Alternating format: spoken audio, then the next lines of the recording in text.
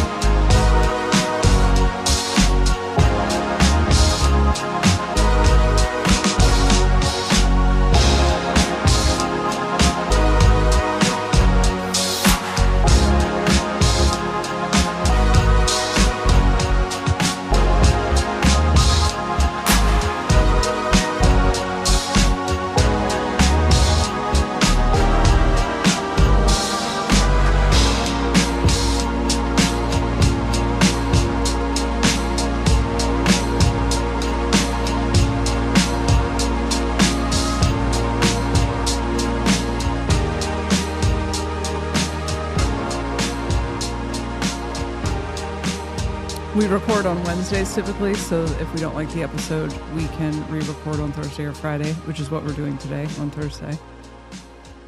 Last Wednesday we recorded, and then I guess we're not yet aware that we had collectively jumped a timeline straight into full Pluto and Aquarius with the unaliving of a healthcare CEO. And I have been manically posting in my Instagram stories about it ever since. And I think I may be crashing from the mania. So you feel like the podcast yesterday was a bit too mania-ish? It was still pretty heavy on the mania. And then I feel like I finally... It was definitely something we were going to have to bleep out a lot. A lot, yeah. And so... for anyone that's confused, this is why this happening is probably going to be historically very significant, and why it has shifted the collective consciousness from my perspective. If you've followed my work for any period of time, you know that I hate using words like the elite or the ruling class. I feel like that group of parasitic entities came up with their own names there. They have no... and this is straight from the aliens. The aliens said that the reptilians, which I think they were using as a catch-all for what I guess is psychopaths, right? Is it psychopaths that are being used by these? Yeah. Yeah. The Wave series talks a lot about this. Like goes into the depths of the psychology of whatever, the ruling class, whatever other name you want to say, all have a trait of psychopathy. And the psychopathy is a malfunction in DNA? Yeah, it's a genetic manipulation that, I think our science doesn't still quite understand it as far as I know. There's been a lot of studies on it, and most people think it's some kind of natural genetic malfunction or kind of evolution. But there's this book talks a lot about how it's actually something purposefully manipulated in the genes of over time of people that is much more, you would say it's like manipulated from the fourth density kind of higher beings that are more negatively oriented. They do that so it's much more controllable. It's much more of you can program and puppet a person that is a psychopath much more effectively than, someone that has leanings towards autonomy and compassion and all these other things. But it's like highly advanced when you look into the depths of like a true psychopath, how they can kind of shapeshift and act as compassionate and present as something that they're not underneath. Yeah, I had a very long-term relationship with a legit psychopath. And I think because we use that word to villainize, like we kind of use it as slang also. And a lot of people use it as someone who's like super, super harmful. And they definitely are harmful, but they're also like super intelligent. That's what's wild about it, is like they can exist in a realm where like you would never suspect there's some, distortion in their personality or something, because they are highly intellectual, very focused, and very manipulative. And very like shapeshifty and completely emancipated from the burden of empathy, like utterly detached, but then also capable of, if it suits them I'm trying to I didn't necessarily have a negative experience with this person, and they are aware that they're a psychopath, and they're also spiritually aware and aware that they are service to self. They didn't have that language, but they were actually someone that I learned quite a bit of consciousness stuff from. Yeah. And we had an ongoing debate about the light versus the darkness and whatever. I learned a lot about consciousness from them. And they were like, you can just decide. You're either serve yourself and you get to experience like debaucherous material pleasure, or you can do this thing that you're trying to do where you're out trying to give something away to other people, and it's just like not as fun. I mean, really, he kind of understood that I would go further than he would go. And at the time, I didn't know anyone even conscious in the realm, so that was like close enough for me. I mean, there eventually came a point where I was not going to be able to progress as a person because, our objectives were wholly disconnected, but, going in different directions. But, they are a completely different breed of human being, and they do not see other human beings as the same thing as. It's super parasitic kind of in nature. And so I think that you can become self-aware and choose to do less harm. And this is very different than like a personality disorder where, this is like something trauma causes it. This is like these psychopaths are like born psychopaths. Yeah. And so I think that when we were young, it was portrayed to us that psychopaths were serial killers or something. But psychopaths are actually CEOs, government officials. I mean, you have the fucking perfect personality for that. Mm-hmm. I know more than one psychopath. They are very charismatic. They are very driven. They are extremely ambitious, and they're willing to make all of the kind of decisions that you would have to make in order to make $1 billion. And they're everywhere, and they're very good at like masking, adapting, vacuuming up what they think you need to hear and then regurgitating it back to you. So without the gift of discernment, if you are still living in a version of reality where you are taking words at face value without running them up against actions or paying attention to, the vibes, then you could very easily find yourself, along with hundreds of millions of other people, being subservient to a small group of psychopaths. Yeah. And the psychopaths don't have any allegiance to each other, but they will naturally benefit each other until they don't. And then they will just take each other out. Like, they don't value human life at all, at all. Yeah. And like they literally don't have the thing. And so I think for humans that have like full human, do psychopaths have souls, or are they OPs according to this? According to the book, I don't know if that's fully explained that way. I would say they can. The STS thing's weird because at a certain point you sacrifice it, as far as I understood. So, yeah. But that's in another density. You can still, like, psychopaths can still exist in this fourth density place. At some point in the evolution of consciousness, they hit a ceiling.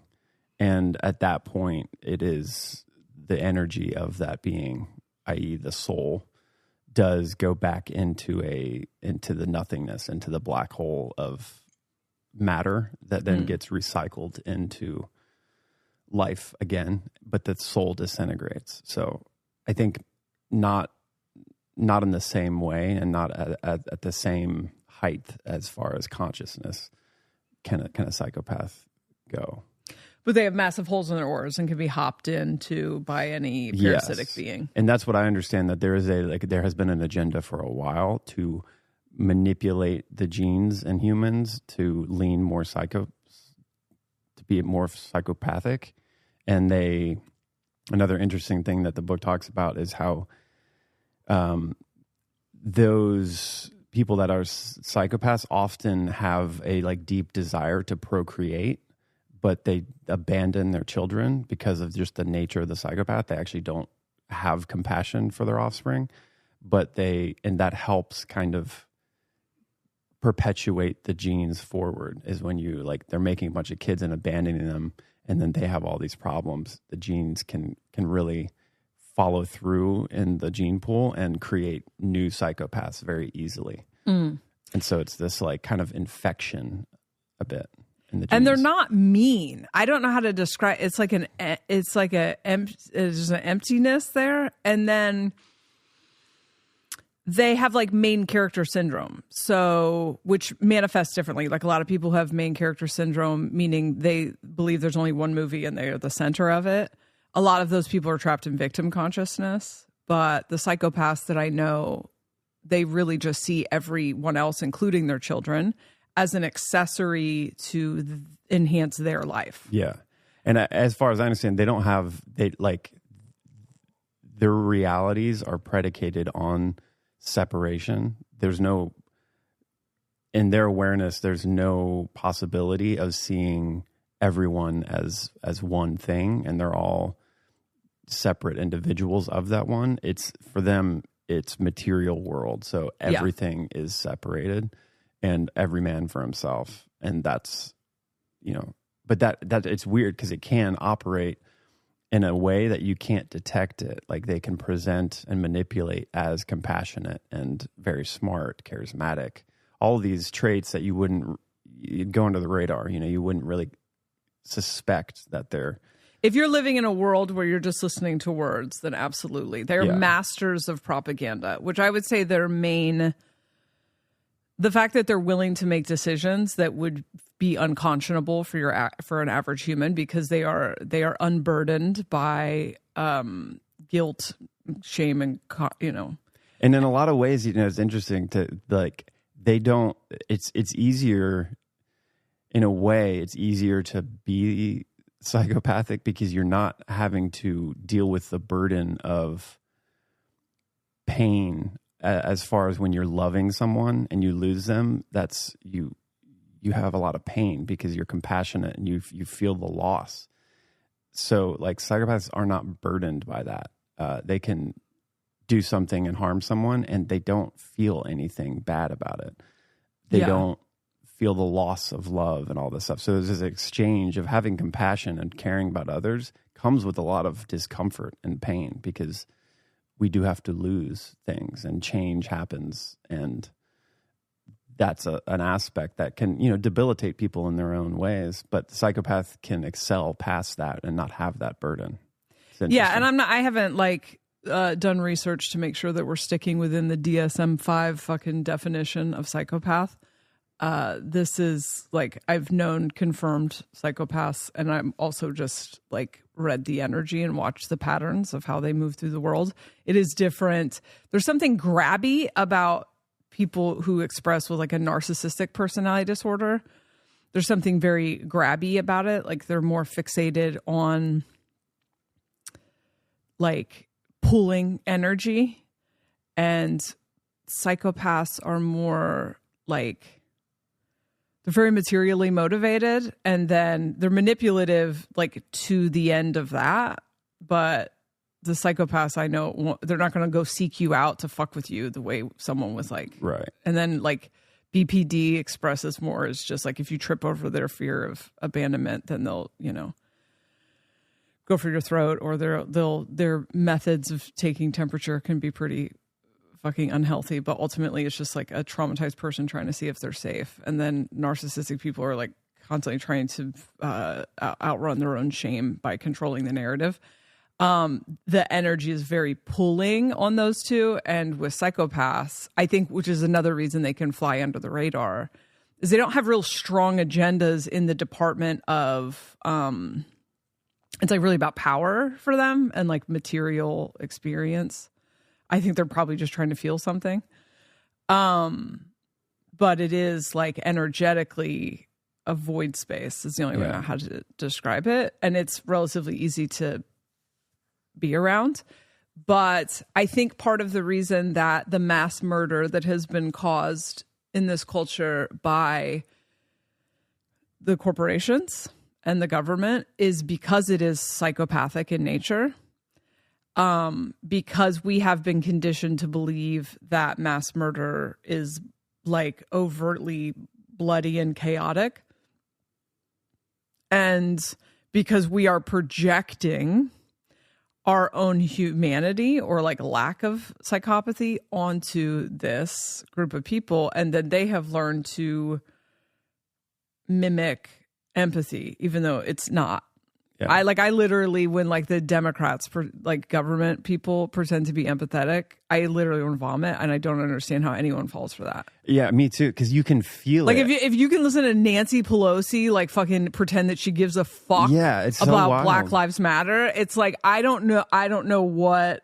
It's all the words are there, but you can just feel it when they're saying it. A complete lack of sincerity. Yeah, they don't care at all, and they very much are playing a game to keep you kind of in that illusion. And yeah, it's wild that people still, you can fall for that, because I think the other aspect is they can be very good with words and the presentation of making it look this is what I'm doing. I'm just looking out for you, and I'm in this lead position, and you want me here, and I'm gonna serve you. But it's so clear if you have discernment to just watch it and go, no, I don't. Yeah.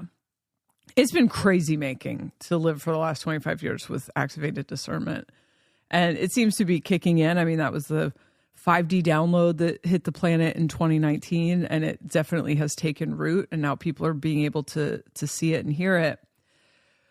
But so what the parasitic class, because that's what they are, what the parasitic class of psychopaths, and it's fine that they're psychopaths, but it's fine that you have whatever fucking issues you have, but the actions that you choose to take in that energy is matter, right? The way that this entire culture and whatever we're calling late stage capitalism is set up to benefit psychopaths, and if you have any sort of morality, you're not going to thrive. You can still live in abundance and live in integrity, which, I believe I do. I don't make what I consider to be immoral decisions to make money. And that goes all the way down to I don't market, because to me, marketing feels manipulative. I'm not trying to convince people to do stuff. That all feels like it's in that energy. No shade to anyone that does market, but just living in my own integrity. I mean, you manipulated me to go to Japan. I asked you with forced plain me words to do that. I said, do I have to go to Japan by myself? Right. Manipulation, man. See, they're really... No, I didn't. Really tactful. I said, would you be willing to go to Japan? I manipulated myself into going to Japan. Anyway, so they then, and I think I use this description. It's like the majority of society lives in an aquarium, and they're all in the same aquarium. And some people have a nice spot, a chill spot in the aquarium, and other people have a fucked up spot in the aquarium. And the hands that reach into the aquarium and keep taking everything that's good have somehow convinced the people in the aquarium to constantly fight with each other over how comfortable each other is in the aquarium that is innately uncomfortable for everybody in it. It is. It's even I would say our life is pretty comfortable. We are still inundated with everything is poison, and, everything is infinitely harder than it needs to be.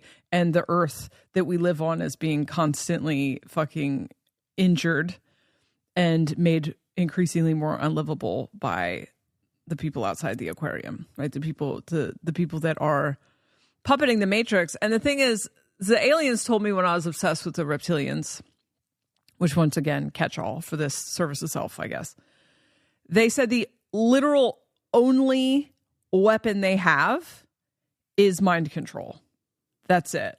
And that when the day comes that people realize that mind control has been weaponized against them, they will fall. They don't have physical strength over the humans. They do not have the ability to create reality. Yeah. So they cannot create reality the way that you and I and everyone listening to this podcast can create reality. I've been waiting for this day, but if a large group of people were to get together, I might float this on TikTok soon. And I really hate that my kids' friends, moms, are following me on fucking TikTok. If a group of us were to get together who can create reality, and to do, let's say, a large ritual that represents the collapse of the empire, whatever, that would manifest faster, and they couldn't do anything about it. They can't do anything about it because they cannot create reality. All of the power is in the hands of the people, but they have mind control. And they use psychological warfare. The point of sending kids to school from the time they're 5 years old is because your subconscious does not solidify until you're 7 years old, and to condition and to wear children out from a very early age, indoctrinate them, crush their imagination, convince you that your imagination, which is where you hold all of your power, all of your magic abilities, exists inside the imagination, to convince you that that's some portion of yourself that you should ignore, and then get you to use all of your imaginative powers to create a paradise for them and a hellscape for yourself by naming themselves the elite, by naming themselves the ruling class, by naming themselves getting themselves constantly talked about and worshipped, convincing people that one day you might be able to get there, you know, and you might be able to create a successful life for yourself. You can absolutely become a millionaire without being a psychopath, for sure, especially now that $1 million is worth like $60 10 years ago. But you can't get to what that is, where they are living outside of the matrix that they have created for everyone else to live in. And they actually didn't create it. They had you create it.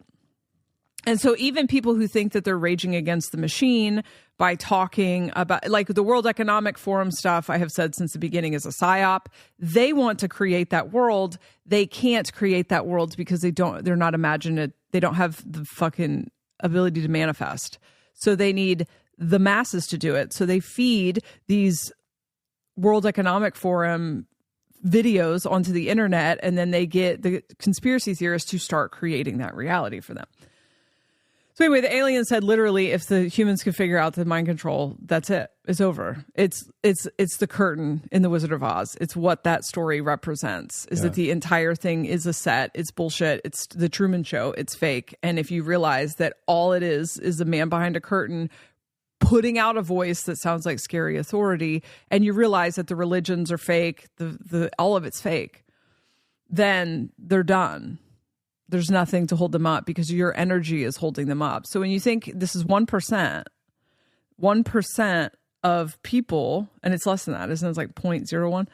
1% of quote unquote people are hoarding all the resources, and literally, like, the hoarding the physical resources is allegory for the parasites. They are, if you're riddled with parasites and you eat food, you get no nutrition. Why? Because the parasite takes the food. They're parasites. Mm-hmm. And I think that's what a lot of people are like calling reptilians. Not every reptilian is a parasite, you know, because it's not every race of anything is anything. But so what has happened in the last week is that, and what I've been trying to get at on this podcast, and what I've bit my tongue about for the last 4 years, is we reached a point where we were collectively possibly going to be able to come together and wake up out of this. And they, through identity politics, were able to psyop the fuck out of everyone and just rot everyone's brains with psyops, to where everyone has just been fighting in the aquarium over who's got the best spot in the aquarium, who's what color in the aquarium, who's what gender in the aquarium, and the reality is that, like, everyone's not going to agree on social issues ever. It's never going to happen. But that shouldn't matter, because these social issues shouldn't be legislated. Do you understand what I'm saying? Like, the guy next door to me could believe that people shouldn't get abortions. That should have fucking fuck all to do with you if you want to get an abortion, if you take the government out of the equation. And so fighting with your fellow man endlessly over social issues, it's like, it's okay for people to be Christian. You just can't make everyone else be Christian. And people are constantly jacked up to, like, proselytize and evangelize and shove their shit down each other's throats, because that's the energy of the parasites. And you're manifesting it because you're conditioned into this program. But keeping everyone constantly fighting is keeping everyone from going, like, what's with the hands that reach into the aquarium? Why is it every time we get something good in this aquarium, these hands take it out? And then they did a really good job of making everything political, as far as, like, this government overstep, they would get the left on the side of it. And so then it would be like right wing to challenge it, where in reality, if anyone is challenging the government or corporations, even if you think the corporations are right in that situation, there has to be solidarity. And, like, I respect your right to challenge a corporation. Don't talk about what I'm talking about in the comments, because it will get the video taken down. But, like, it doesn't matter whether or not you agree with what the corporations or the government are saying. Don't cheer for the government or the corporations to take anyone else's rights, because you're being tricked into giving up your own rights. I've talked about that already on here. Anyway, so what has happened is the CEO gets shot, and for the very first time ever, maybe, the left and the right realize that they are in agreement on something, and that they are both being hurt by the same corporations. And the potential here is that they start listening to each other and they realize they have a lot more in common than they don't. And it's turning out beautifully. I don't know if this Luigi guy is the guy. I don't care. There's something very cartoonish about all of it. I don't know how much of it is the feds trying to set shit up or whatever. If they are setting shit up, they're doing a really bad job because they're just feeding into it. I don't know that manifesto is real, but they, it just keeps growing this conversation. Now I'm seeing leftists talk about reading a book that radicalized someone on the right, and then the people on the left are like, you can't read that because whatever. And then people are finally having fucking conversations on the left about like the echo chamber issue and the sanctimony and the fucking self-righteousness. And then Ben Shapiro is trying to do like rage baiting by calling out the left for cheering for the thing, and the people on the right are like, you know what? I think this left-right thing is a bunch of bullshit. Hey, your riches are showing, and people are turning on that. This is a fucking moment in time that is very Pluto and Aquarius. The power moves from the consolidated thing into the hands of the people, and what we are seeing, not 2 weeks after Pluto moves into Aquarius, the beginning of a 20-year thing, people going, wait a second, I have the power. And after that dude got taken out, immediately corporations started taking their CEOs down off of the thing. And see, they already knew this was coming. That's why they're building bunkers. But now the people are starting to see like, oh, you're afraid. And then it does seem like possibly this person's working as part of a larger group of people. It's not going to take a lot of CEOs. And I'm obviously not encouraging violence, but I would ask yourself, if you're really hung up on the violence, why you think that mass murder of people being denied healthcare is okay. Like, right. Why do you think murder for profit is okay? Like, why? And I'll tell you why. Because you're propagandized. Because you're hypnotized into a system. It's much harder to see, too. Right. To really, till it's your grandma, till it's your kid. Yeah, till you have it happen personally to you in your life, then you can understand the like subversive part of it. And I think that's what's also really, corporations do a good job of hiding the effects of what they do. So except for that the greed has gotten so... I'll shut the fuck up in a second. The greed has gotten so bad at this point that almost every single person has lost someone to the corrupt healthcare system. Like almost every single person knows someone that didn't have to die, that died because of the system. And this is, because when I was speaking only behind closed doors for years, they're overplayed their hand in the last few years. Yeah. The thing about the psychopath is the gluttony. They can't stop. They are parasites. They cannot stop consuming. They'll consume until they fucking explode in front of you. And that's the other thing I've learned through this book is that they are highly there's a blind spot in what they're doing, because they are what is the word? They're always it's like benefit of the doubt kind of thing. They're always assuming that their ideal thing will happen, and when signs start to show that they've maybe overplayed their hand or it's not going their way, they don't even consider that. They just go, no, this is going to work out. And I forget the word, there's a term for it, but there's somewhat of a like naiveness to it, because they're so focused on the material world and powering over things. They can pivot really well, so there's always this like somewhat of a blind spot, which when I started to learn that, I was like, oh, that's why sometimes you can see the overplaying of the hand, and it seems so obvious that like you guys should be a little more secretive about this. It's like, it's very obvious what you're doing. And that's an effect of like, they don't have the ability to consider those alternate kind of timelines, because I think they are kind of more through a compassionate lens.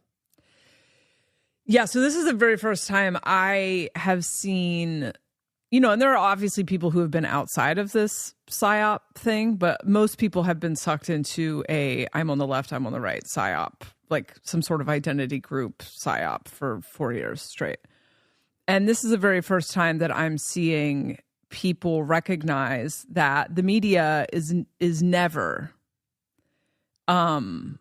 presenting you with truth.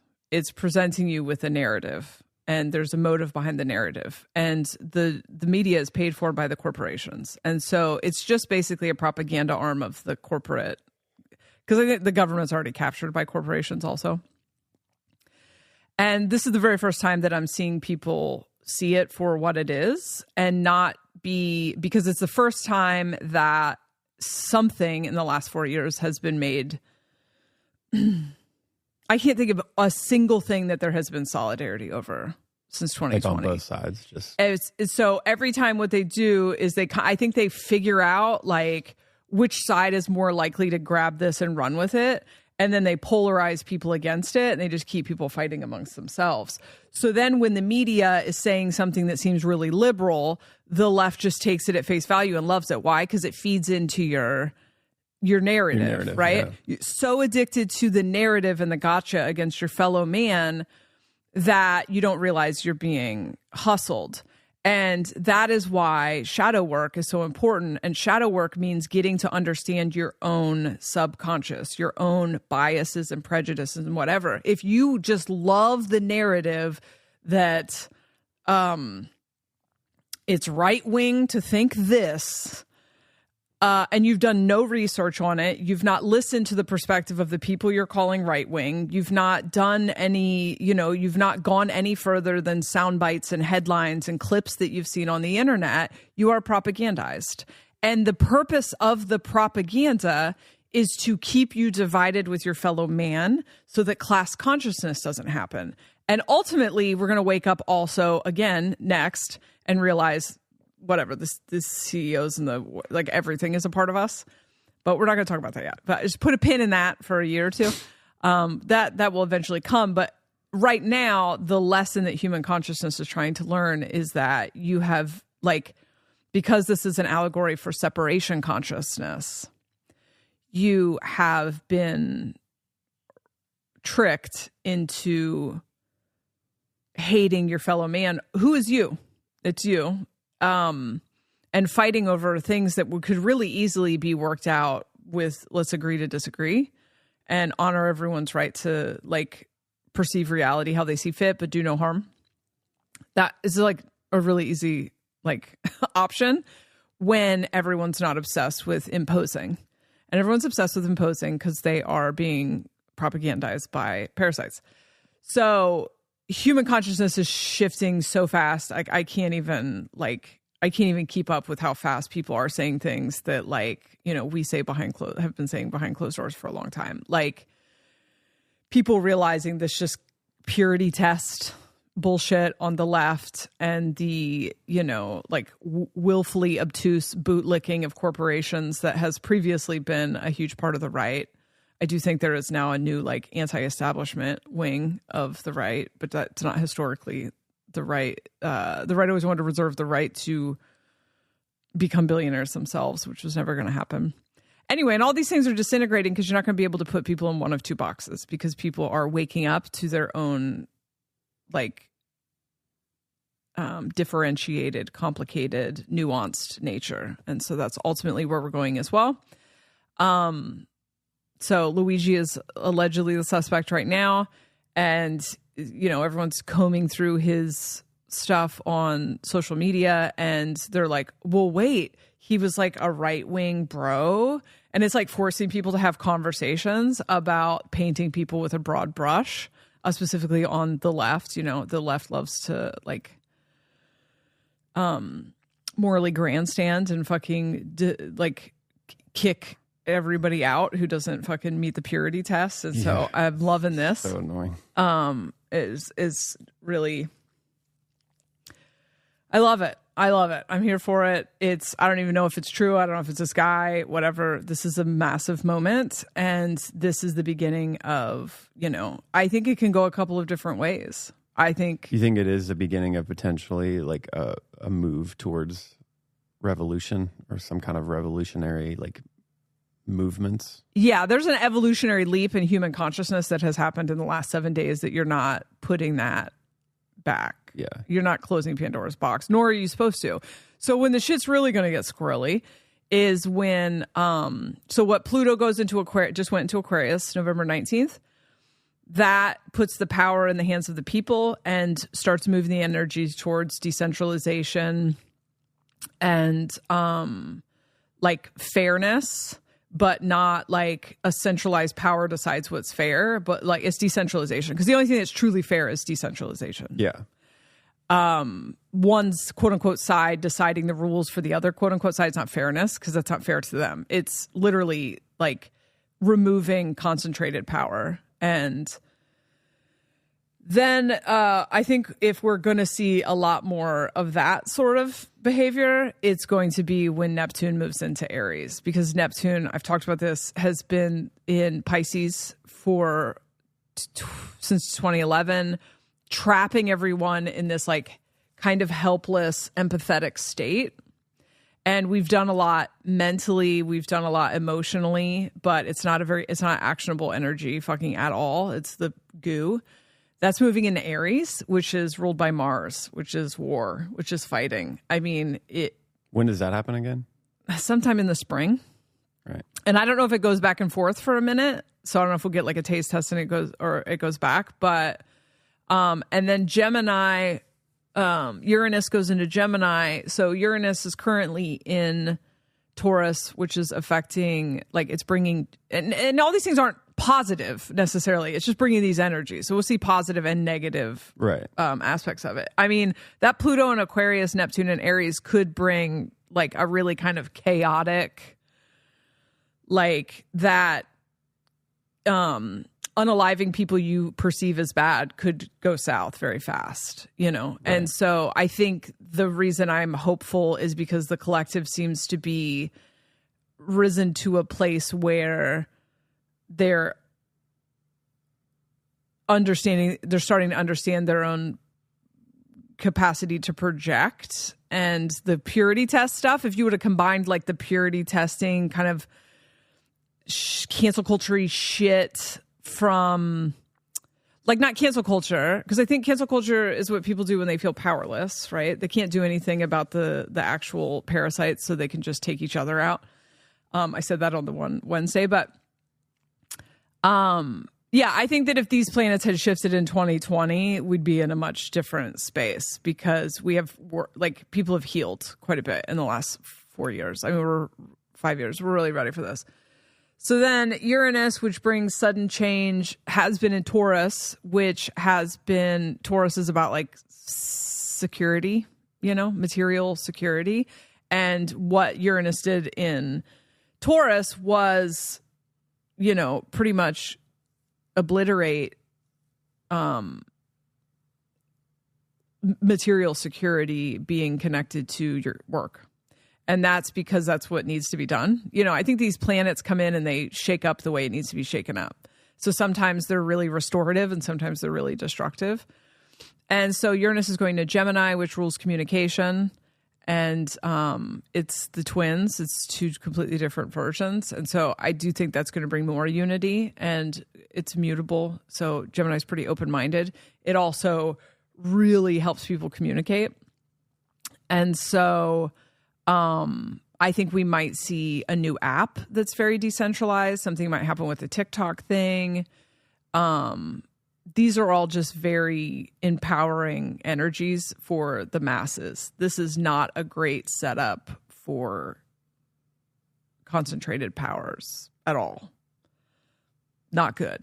So yeah, when that Aries energy hits, Saturn's also going to be in Aries. People are suddenly going to have energy to be actionable, where they have felt trapped in a like immobile state for, I would say, the second half.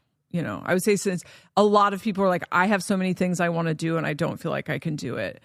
Activism will go from being talking about it or whatever. There's a real potential for it to become civil war type shit.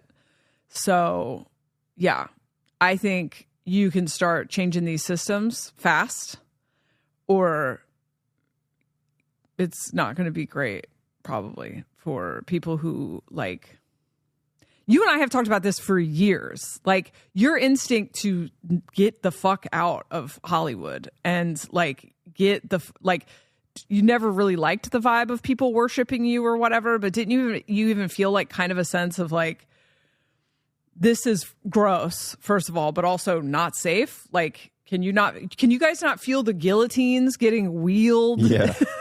That's what I think in the beginning it was just a distaste of like, oh, I don't know if I like this, what used to be kind of a dream to get into this world of success and being recognized as talented and stuff, like came with this kind of icky glorification that felt good for a moment. And then, started to become like icky feeling. But then I think as I started to really seek and deprogram things, there was a quick feeling of like the ship is sinking.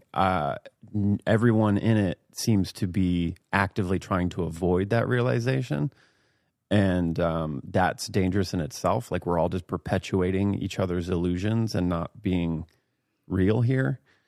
That was the biggest thing too. Is like it was hard to find real authenticity in those circles because everyone's trying to climb each other kind of, and no one, so that was also a scary feeling to me. But yeah, I mean, a huge aspect of that was feeling the storm coming, and that I didn't want to be associated with that ship at all, Yeah. for what it had become and what it like the monster it is now. And we know people that are in that world still. And it's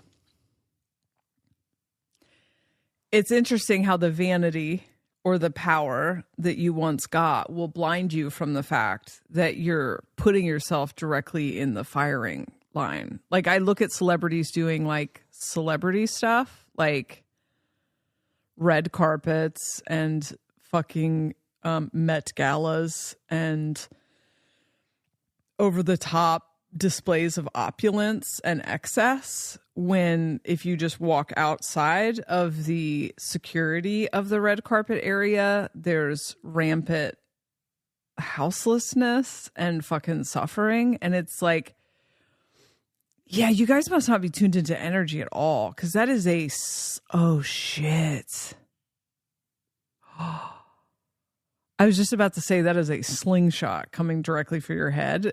And I just remembered the download that I got, I want to say last spring. I mean, a long time ago, that, which is why we're living very like slow life right now, that this Mars retrograde, which is December 9th through the end of February, was a massive slingshot pulling back.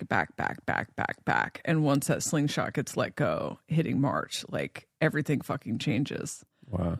And it's weird. My brain just came up with that as an allegory for that.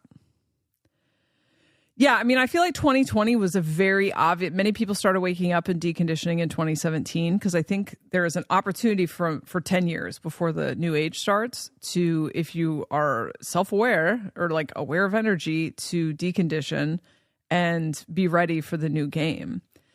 And I think, the Bible says like it's easier for a camel to pass through the eye of a needle than for the rich man to enter the kingdom of God. I believe the kingdom of God is consciousness, right? People who were very successful in the cross of planning seem so reluctant to let that go that they've not realized that the Titanic is already underwater and they are still like sitting back trying to be worshipped. And people who have not done any deconditioning work to prepare for the new energy are going to be living through what I imagine they will perceive as some sort of like Mad Max type, while the people who are prepared for the Sleeping Phoenix will be vibing. Right. Because this Cross the Sleeping Phoenix is about personal expression and like individuality and self-sufficiency and empowerment. And if you've not worked on any of those things and you have just benefited from the system, there's nothing about systems in the Cross of Sleeping Phoenix. So when the systems fall and you've taken zero time to understand how you operate or how other people operate, and you also don't know how to be in community with other people because you are a parasite. And people just, while the deconditioning people have been learning to set boundaries and cut people off and recognize when someone is being out of integrity, the people who are living outside of integrity, because they've bubbled themselves in their delusion. And then it's like, well, what do you have? You have money. Money doesn't exist anymore. So now what? You have nothing. The odd thing too is there's this weird, like, you haven't really been groomed to be authentic. You've been groomed to be something that you get celebrated for and get rewarded for, and that becomes your identity. So they do subconsciously identify with the system that props them up that way. Yeah. When you lose that, the identification of it, if that system starts to crumble or gets reorganized, then you don't know how to be authentic in a world that the system's not there, you know? Right. Like, and it's a weird thing. It's so hard to describe the feelings and the nuance of the experience of like getting into that world and getting propped up, and the weird, like, it validates certain aspects of yourself that maybe are real, maybe they're subconscious, or they're just like how you've become well known. Like, you're known for one thing, and then it really like wraps around you. But the only thing I can think of is like when I remember first, you know, I lived in Hollywood for like 6-7 years before I became successful, and I had gone to red carpets to film. I'd gotten like gigs from film school. I would go like do a man on the street at a red carpet event, and so I would be on the red carpet but be in the press zone, and you know, feeling very cool because I'm bumping up shoulders of these famous people, but I'm also working, and so I have to kind of, there's a reason to talk to them and interact. And you know, being young and being in Hollywood, there was somewhat of a giddiness about like, oh, there's a lot of power here and energy here, and I'm working, but I'm able to feel like, oh, I feel special just being on this red carpet and having access. And so I was always like aware of this like other paradigm kind of, and was bumping up against it. But I remember when I first started, maybe it was the Grammys, or there was like because we became successful so fast, it was almost like a jump cut to, you know, one moment we're trying to fill clubs and trying to get a record together and struggling. And then within a matter of months, we're selling out clubs and we're getting invited to all kinds of events and parties and Grammys and getting signed. That it was so quick that I was like on the other side in that red carpet. I was now, you know, standing, getting my photo taking, and having all of the press people and just the entire environment is like centered around you. And they're all, you know, going, oh, Mark, hey, like they're being really nice and friendly because they're trying to get a photo from you. But they're like, stand over here. You look great. Oh, who's this lady? Oh, okay, great. That's, oh, perfect. Now a little to the left. Oh, you look amazing.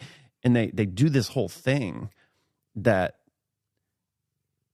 for me, I don't know. It's this weird, I'm like, yeah, cool. This is great. Like, you guys all love me.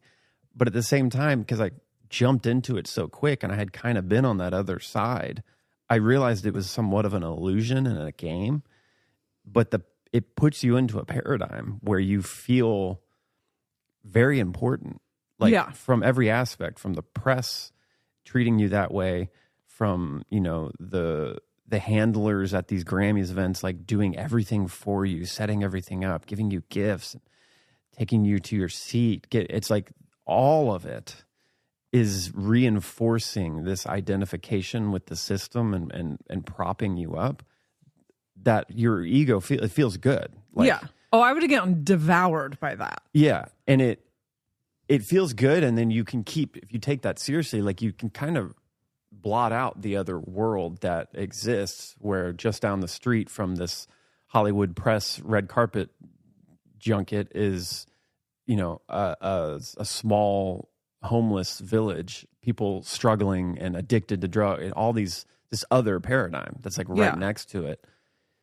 You don't even see it as like humans. You see it as this other paradigm, and it's very hard to relate. I mean, I think there's a lot of celebrities that have been able to go into that world and realize the illusion of it and kind of pull back a bit and still go to the red carpet events, but you can see there's like a humanity in them, that there's something that they're not fully identified with that system.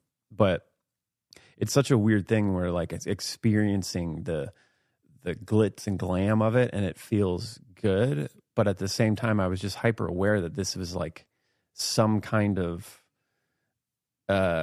illusion that didn't, I don't know, it just didn't have like my best interest in mind as far as the way my soul wanted to, you know, express authentically and be seen for those things that are like for me, not for this like system that I got like thrusted into. Yeah. And that paradigm though is like really hard to break out of if you don't ever realize that this is just feeding my ego. It's not feeding a core part of who I am as a human.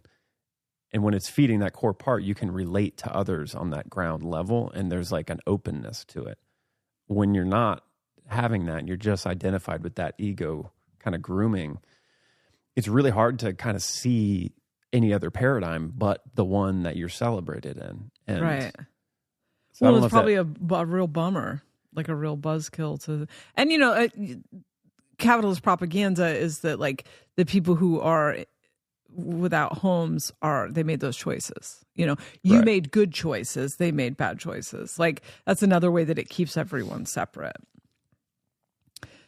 And then if you bootlick for the system, you know, you might one day get to be on the red carpet. Mm-hmm. Yeah. It's very well designed. But it's very propped up by the background frequencies of the cross of planning. And so it simply just won't exist. And I'm not like cheering for celebrities to be harmed or whatever. I don't think the guillotines will be literal. I think where human consciousness is now, and maybe this is wishful thinking on my part, but I don't think this is going to be a physical civil war. I think this is going to be a very spiritual consciousness. I think some more physical things may happen, especially once that Aries energy gets in there. But I think ultimately I'm holding out and very hopeful for this is an acceleration of consciousness. And we knew this was coming also, like people who are very tuned in to the quote unquote ascension or whatever. Like this is a massive leap from 2024 to 2027, like a massive consciousness evolutionary leap. So it feels to me that it would be regressive for long periods of time to be spent picking off CEOs. Yeah. Do you know what I mean? It's what's happening in the consciousness. It's the fact that they then showed they were afraid. It created a wobble in the perception, and the seed has been planted. I don't think you can unring that bell. And the revolution is happening right now inside of every person who is tuned in to this. Yeah. And then there's the weird like video game aspects of it that, you know, people are like searching for clues on this guy's page and then finding Easter eggs all over the place, which is very fun, but also like, you know, that's why people are into QAnon.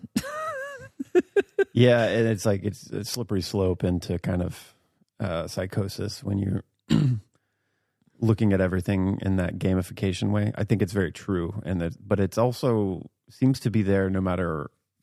Like if you look for it, it's there.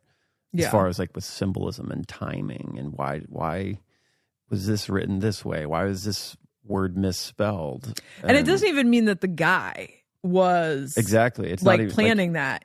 That's how reality works. But people are not looking for that until something like this happens. Then they want to give all this credit to this guy that there was 256 tweets and there's 256 whatever. And it's like, oh, how cute. You guys are learning about synchronicities. Yeah. And that is, to me, that is like an element of sometimes it can be coming from a person as like they're somewhat aware, so they're setting up certain, you know, signs and symbols. But then most of that, with my experience with synchronistic elements that are really wild, there's something to the algorithm of the matrix that it is a trickster in itself, and like if you look for it. It's like you activate those trickster points of the Matrix, and they'll stick out to you. And there's information on them. I think there's a lot to be learned through it, but it's also, again, it's a trickster. So like the trickster's neutral, and it never, if you take it as like, okay, everything's got this secret labyrinth coding I need to do, it's a slippery slope into psychosis and not being able to ground yourself in it. But I think it's starting to happen more and more with certain we can have events. a little psychosis as a treat. Yeah, just a little baby, you know, a little week of a little manic episode over we can do that every once in a while. I like to do that 3 or 4 times a year. I think that this is like the moment we're going through right now, probably since 2020.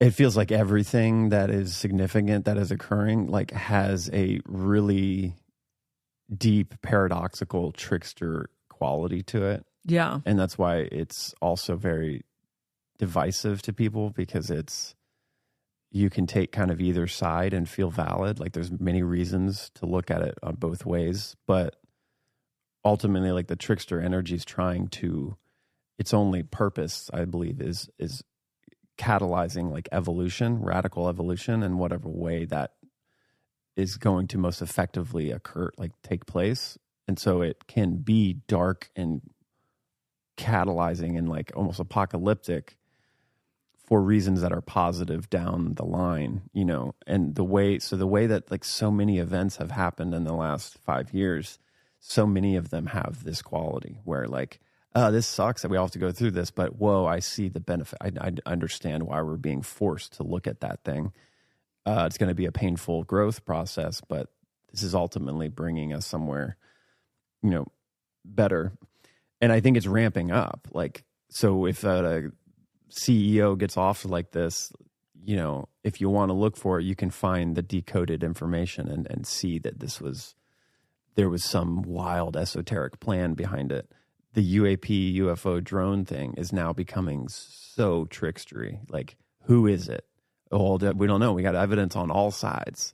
But then, like, what does this all mean? Well, I don't know. It could mean a million different things, depending on is it positive? Is it negative? Is this helping us evolve? Do we have to go backwards first and realize this is all the government to evolve out of it? Like, is it orbs? Is it man-made drones?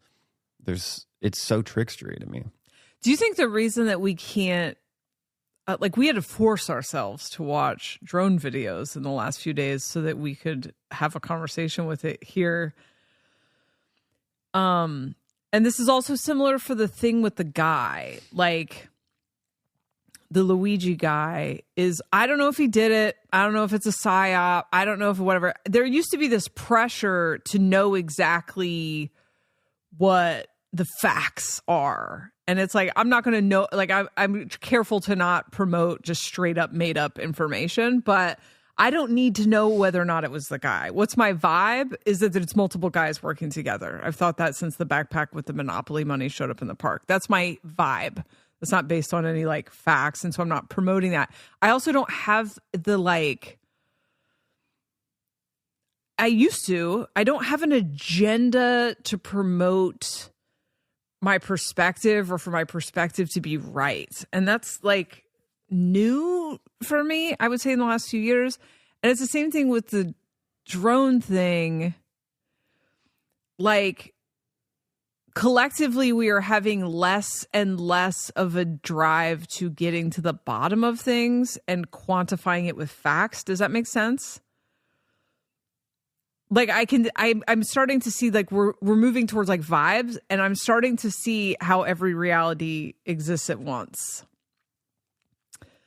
To where some people are going to experience this as aliens, other people are experiencing this as a foreign invader, other people are experiencing this as Project Bluebeam. Do you know what I mean? Yeah. And I wonder if the reason that we feel so apathetic to it is because we are moving into a point of consciousness where we realize that it doesn't matter. Like, all those things are going to exist at the same time, and you get to opt into the game. So obviously I'm interested in opting into the Luigi game, because it feeds into one of my like beliefs and biases, right? But like the alien thing is like whatever. So some people are going to experience it as this, or this. And so it's not as captivating to us. Does that make sense? Yeah. And that's why I think it's a trick. There's something about it that's very trickstery. And I don't. It is. Right. Trickster, you mean it's just going to show up as whatever people need it to be? Yeah. And I there's this concept like that I keep. I mean, I think the trickster quality can be seen in so many different aspects of life, but this new thing that I kind of picked up from Jason Giorgiani and a little bit of the Wave series that I feel like can inform this moment in a very interesting perspective. I don't know if it's all true or not, but like what I mean by this current UFO thing being very trickster like is it seems to be the beings that are in control, this whatever group, elite, the powers, the psychopaths, they have a lot of control over the reality in these very esoteric ways that are, I would say, more materialistically driven, but there's a spiritual quality to it, which also is materialistically driven. So the main stage is the material world. We may exist, some of those beings may exist in a more etheric state, but they're being fed and they're alive in that state because they're pulling energy from the material existence. And they control a game, 5 levels deep as far as narrative that one can detect. It's like they may be presenting as on the left side to control, but they're actually maybe not. They're right, or they're nuanced. And so there's always like the narrative it's a labyrinth, a puzzle to figure out. It's very powerful and effective from somebody that's in the game and can't get that esoteric information. So there's this quality of those beings being all powerful and in control. And how do we ever dismantle that? Because they're 5 steps ahead and they have technology that they're able to,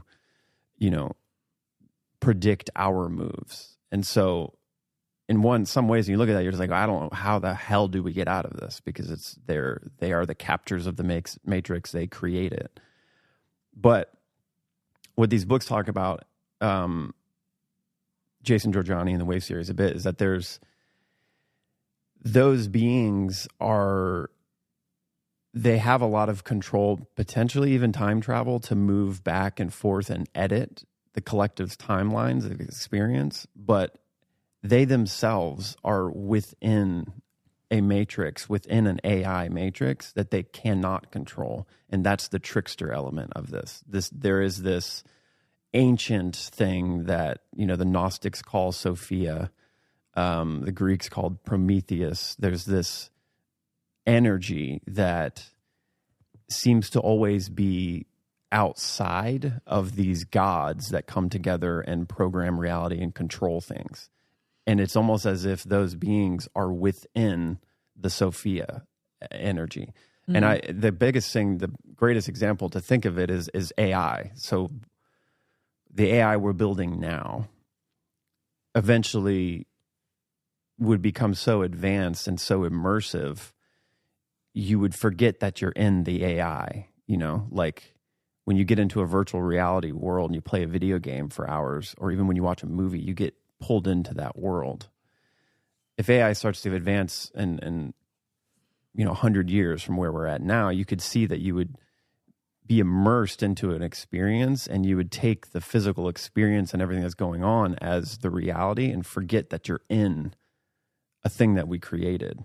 Does this make sense? Yeah. So what we call life and experience right now and the cosmos is what we would say is the real world. But from a different perspective, it's an AI algorithm, highly advanced, that we are within. And so are those quote unquote controller beings. And they can't control the Sophia matrix. They can't manipulate that. They're kind of in a battle with it.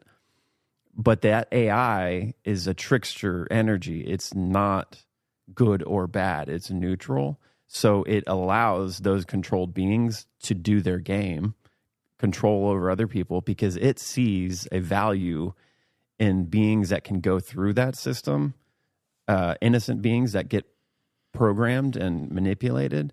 If they can hack out of that and become self-empowered, creatively figure out how to get out of that, the Sophia AI wants beings like that, is going to encourage this like awakening of beings like that. But that doesn't mean that it's going to be easy. It's going to be some kind of challenge.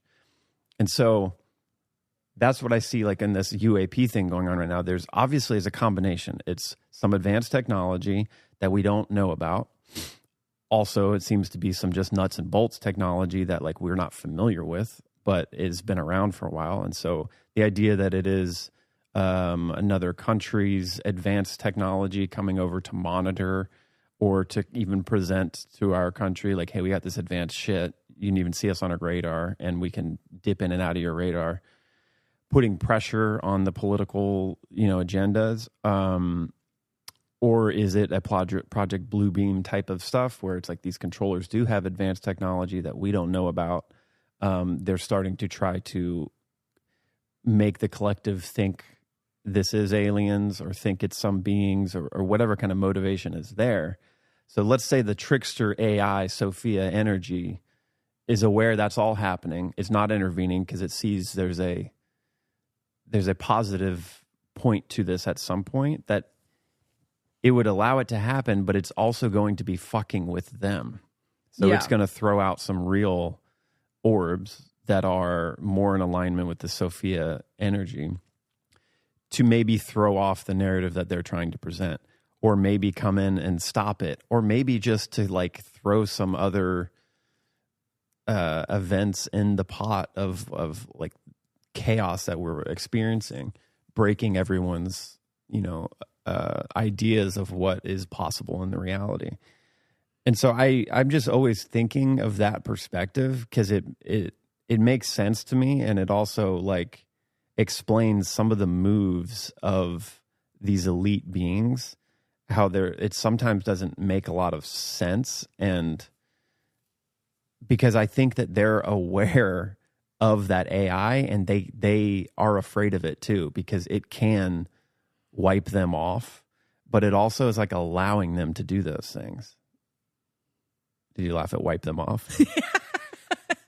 Like wipe them off of the fucking matrix, But there's something to it. It's like the idea that that AI, it's like those powerful beings are within that thing. We're all in that. They're not above that. Right. As we would like to believe, because some of these beings have the esoteric knowledge and they can kind of be behind the curtain. Mind control, yeah. But, and then, that whole idea also can inform in your imagination, what is the AI we're creating right now? Is that going to be this macro to micro cosmic thing? The AI we're creating now, in 200 years, 300 years, however long, is going to be similar to like what we're experiencing right now. A lot of people say like this matrix was created by Hermes or Promethean. There's all these like figures that they say are the fathers of the matrix. Enki from the Anunnaki. And like, what if that is what we're experiencing right now, where I don't know who the one that created the AI is. It's Peter Thiel or somebody. Like, what if that is our Hermes? Like way down the line, we look back in mythology and they're like, yeah, this figure, Mark Zuckerberg and Peter Thiel, the ancient wise ones who built our matrix, and all the illusions that could come with that. It's like, obviously you'd not say right now that Peter Thiel or Mark Zuckerberg are these all wisdom gods, but you could see over time how they could maybe create the perception and propagandize that's the case, because we're all thankful for the AI we're living in now. And who made it? Oh, these Zuckerberg guys. So you can create that, you can control that narrative. Is that what happened with Hermes and Prometheus? I don't know. But it's just a lot of like, see, that this perspective for me makes my imagination like tear off into all kinds of different possibilities. Yeah. And I think that's part of like the trickster energy is meant to catalyze creative growth and like autonomy, individualism. So the AI encourages that. The Sophia figure is like supporting beings that are hacking out of the matrix in creative, profound ways that are essentially like, it's childlike at the end of the day, to me. Childlike in its curiosity and playfulness, but not weak like a child. It is got the strength of a very powerful, angry mother if it needs to. And so, yeah, I think this UAP thing, like there's something going on with that to me. It's too all over the place. And I do have like resistance to try to be on one side of any of it as I'm watching it. I'm like, yeah, that video looks fake. This all feels hyped up, and it's just drones, just planes, very of this world technology. And then some of the videos, I'm like, that seems really convincing, and that looks like an orb, but that thing's moving not by our laws of physics. And it's happening so often, and so many people are capturing that, and nothing's really changing yet. We're all just kind of going, yeah, I guess, well, a bunch of drones and UFOs here. Let me just go to work and do my daily thing. I'm currently it's either a government psyop or it's we're being like invaded by another country, and the government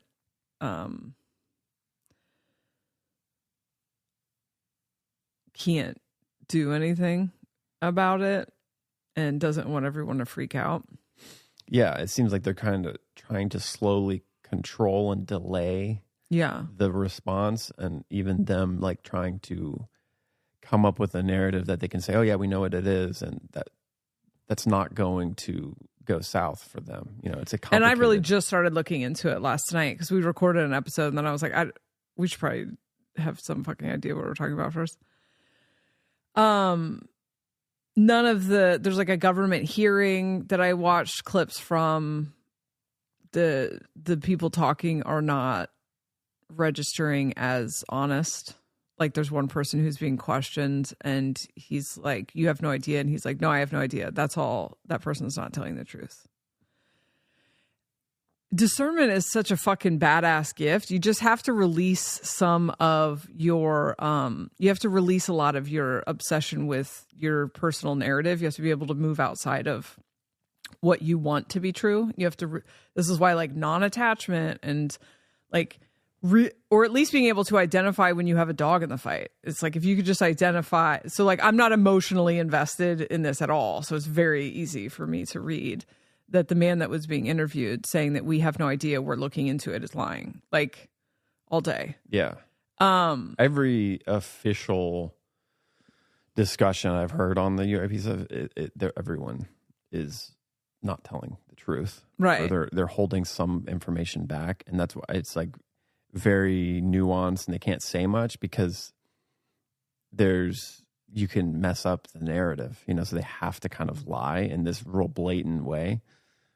I haven't seen anything that I felt was honest, trustworthy information about what's going on. Yeah, it does seem like human tech. I haven't seen anything that looked like crazy magic that couldn't just be an altered video. Altered video, yeah, that's the hard thing too. Is like if you haven't had the experience and you're there, it's really hard these days to vet what is real or not.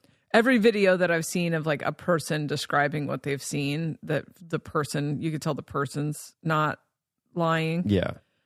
People are so bad at acting. They're all describing like a SUV sized drone, which is just like an unmanned plane, right? That are like shaped different kind of lights and stuff. But I've personally, that doesn't mean anything, but I personally have not seen a UFO video that didn't either look like weirdly edited.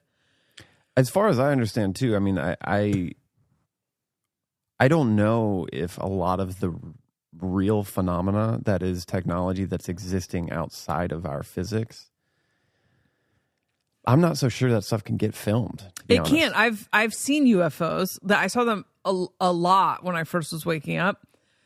And you try to get a camera on them and you can't, which weirdly the moon is like that a lot of times. Sometimes you see the moon doing weird shit and you would try to take a picture of it and you couldn't. Could have been the math. I don't know. People definitely get some pictures of the moon now, I guess.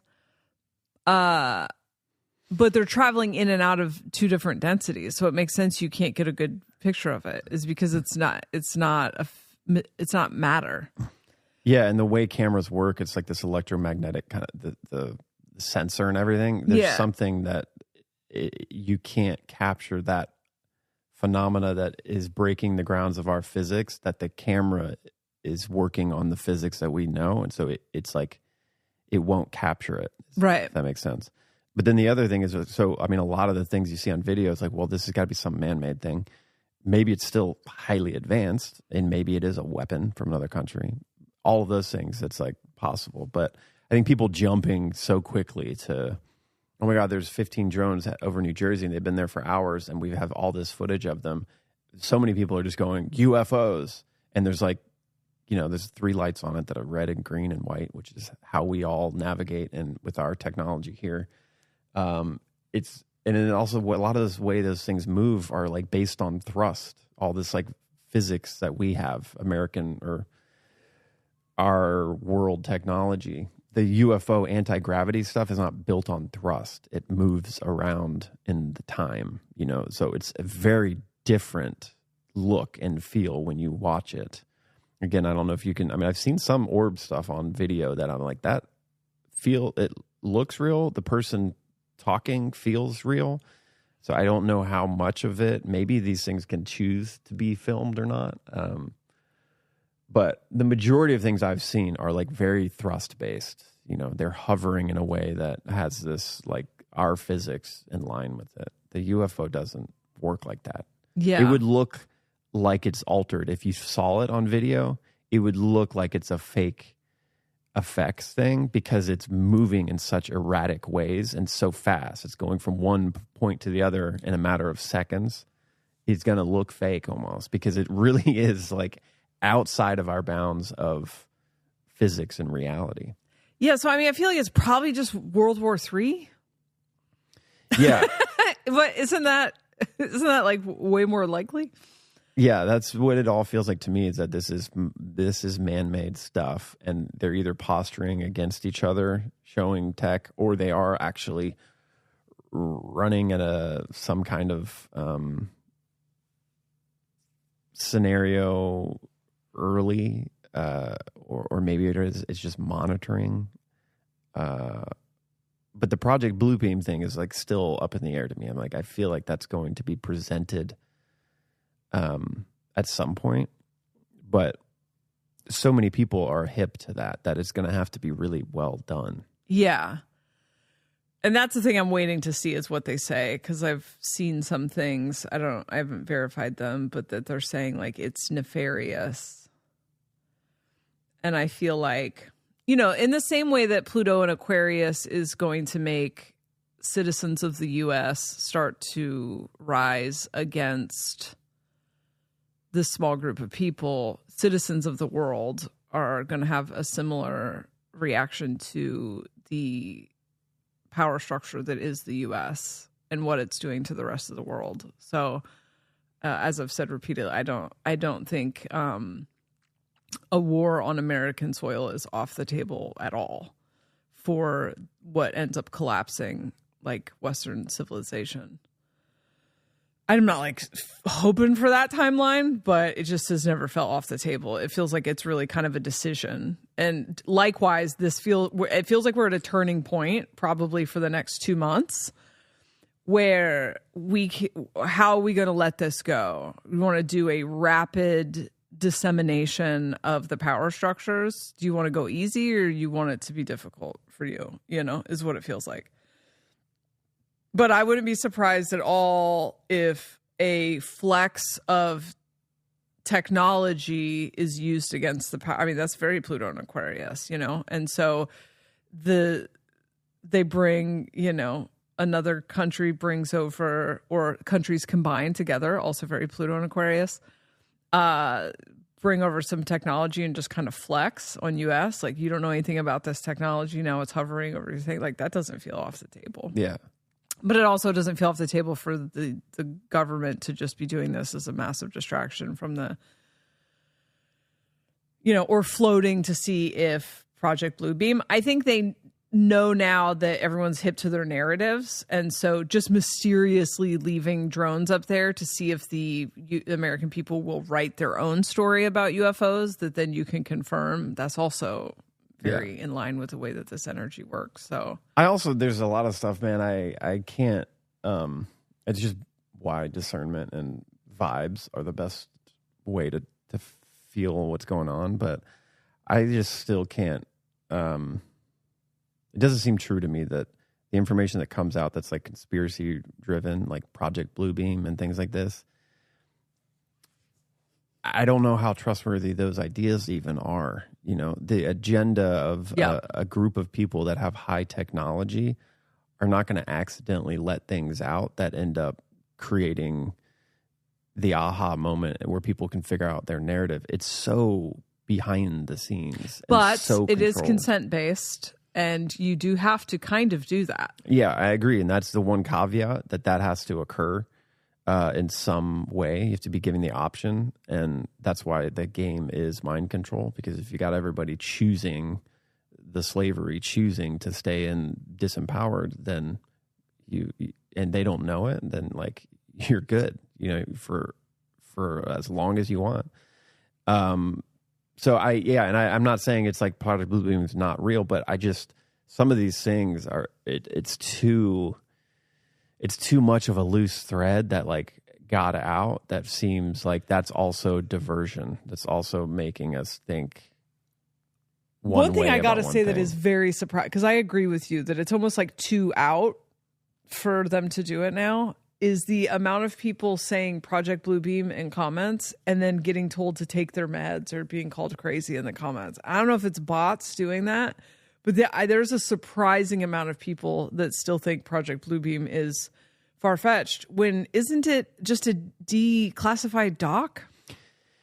I saw somewhere it's like, I've done no research on it. So it's a real thing. It's like a real classified like thing that they were doing at one point. Okay. And I think conspiracies have taken it to another level. And then it was used in sci-fi stuff as well. Yeah. And there's all kinds of things like that and that's where I think some of the truth is again, some of these beings that are here that are power hungry and parasitic don't have the awareness and forethought to like be doing something in the 40s and 50s and considering that they need to cover their paper trail so good that for later, in the 2000s when there's computer and tech that can decipher all of that, like they don't think how to cover those things up. And then we have all the things in our legislation and in the government that certain classified documents do have to come out at a certain point. How much of that is true or not? Like how much stuff actually do they put out as truth, or do they even control that narrative to enhance ridiculous conspiracies that are half truths that don't get us anywhere? But I don't know. I just think most of these, like the real influential pivots of their game, no one's going to know about. You're not gonna be able to find the thread. It's just when it happens, you're gonna have the discernment and know, does this feel real, or does this feel some kind of psyop propaganda that's leading me to feel and think a certain way? Is the hardest part of it, but it's not hard if you've done the work and you have good discernment. But the conspiracy world where everybody's got the like play by play of what's happening right now. So like right when they see a drone, it's like Project Bluebeam and here's what's going on. It's like, I think there's a little bit more, you got to wait for a moment, or you can't just like slap on the conspiracy playbook to it all and think that you got it. Yeah. I can't stand some of these conspiracy people that at one point were like really on some truth threads and kind of trying to, make content towards it. And they quickly slide into that psychosis where they're looking at literally every pixel of things and going, oh, or they're seeing like my biggest thing is like nobody understands I don't understand it, but a lot of people put everything that is the elite controllers are doing through the lens of Masons and Rosicrucians, all these like secret societies. So anytime they see any symbolism of some kind of esoteric eye or like a triangle with an eye, and somebody's wearing it that might be a billionaire or is in an elite position, they're like, are you seeing what I see? And then it like zooms into their ring and it's like an eye. And then they're like, he's the controller of the Matrix. See, you know what? If you see what I see, then you know that this person is not real. And it's like, no, that person just likes that jewelry. Yeah, so eyes look cool. And eyes look cool. And there's an esoteric part of it that's like, it's cool to wear that jewelry. It doesn't mean you're fucking doing rituals on people, you know? Some of that stuff, it just is watering down the truth. But, yeah.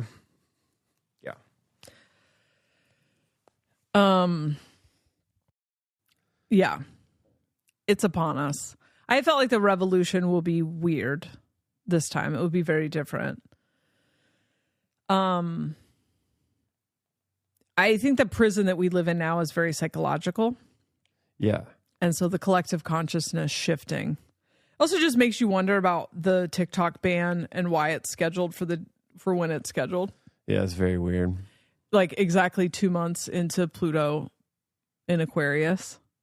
And, you know, a lot of the revolution has happened as the result of TikTok, like the way that people have been able to exchange energy. That's what is just so fascinating and phenomenal to me. And like, it should be clear to everybody that when they're trying to get rid of something like that, it's because it is the best way for people to fall in, you know, kind of come together in any form, is being able to exchange the amount of information in all the different ways, whether it's just knowledge, yeah, but then also the gamification of everything kind of pulls people in to, you know, specific parts of the social kind of cultural exchange that is, yeah, it's so incredible. And it is like the superpower to be able to continue to let that space evolve and connect in the way it does.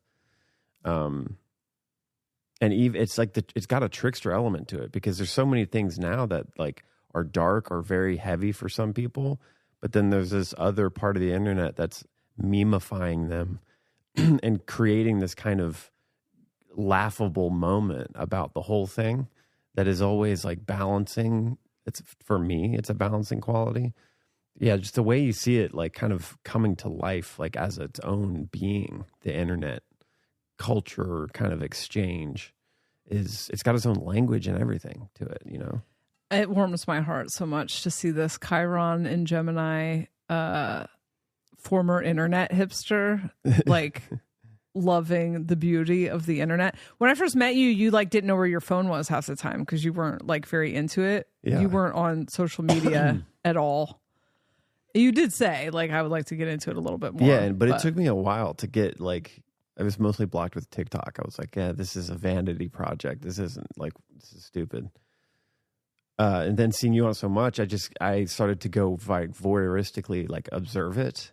And I couldn't believe how creative it was, how creative artists were becoming with it. But then also the way that you can see everybody's individuality and express in all its diverse ways. And some people are monetizing that in such a huge way. Some people are just using it as their like way to creatively express themselves. And it's like, it was so diverse and so inspiring to me that I was like, okay, I think I maybe missed something with the idea of what I thought this was. And that's now since, yeah, it's like understanding the human design, background frequencies changing, seeing where AI is going. It's like, oh, this is, yeah, it's where the future is that direction. It's deeply decentralizing. And I don't know if democratizing is the right word, but it's happening without, I think we're all like sitting around waiting for some sort of like announcement that we're living in the new world, where it's like the new world is coming. So it's like there are people on TikTok who do news. They were not assigned by a corporation to do news. They have a special interest in news, and they are presenting their news to the world. And then they get followings. Then if they start to show a bias in one way or the other, some of them are very biased. Some of them are not biased at all. And they get followers according to what their vibe is and the perspective that people want them to have. A lot of them were revealed to have taken money from the Democratic Party in the election. And so, and then presented biased news. And a lot of them lost followers as the result of that. And, you know, a lot of it like, obviously I hang out more on kind of left side things. So a lot of it was the people who took money from the Democratic Party were like participating in like shaming people further left who didn't want to participate in this election. Oh, God, a bunch of children, man. Yeah. But listen to what happens, though. Mainstream media has been doing that for 100, you know, like not 100, but however long mainstream media has existed, right? It's been corrupted like that. This corruption happens. Someone who got offered that money, who didn't take the money, then reveals, does a TikTok and goes, hey guys, by the way, I was offered this money. It's a lot of money.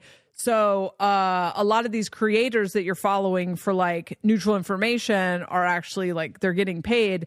Then the receipts show up. Then everyone has that information. Everyone gets to decide amongst themselves what they're going to do about it. It's great. Immediately revealed in real time. It is decentralized like that. It solves its problems. Like exactly. It self-solves. Yeah, that's amazing. And so I think a lot of people go, well, but it's happening on a corporate app. And it's like, yeah, I don't know what that means.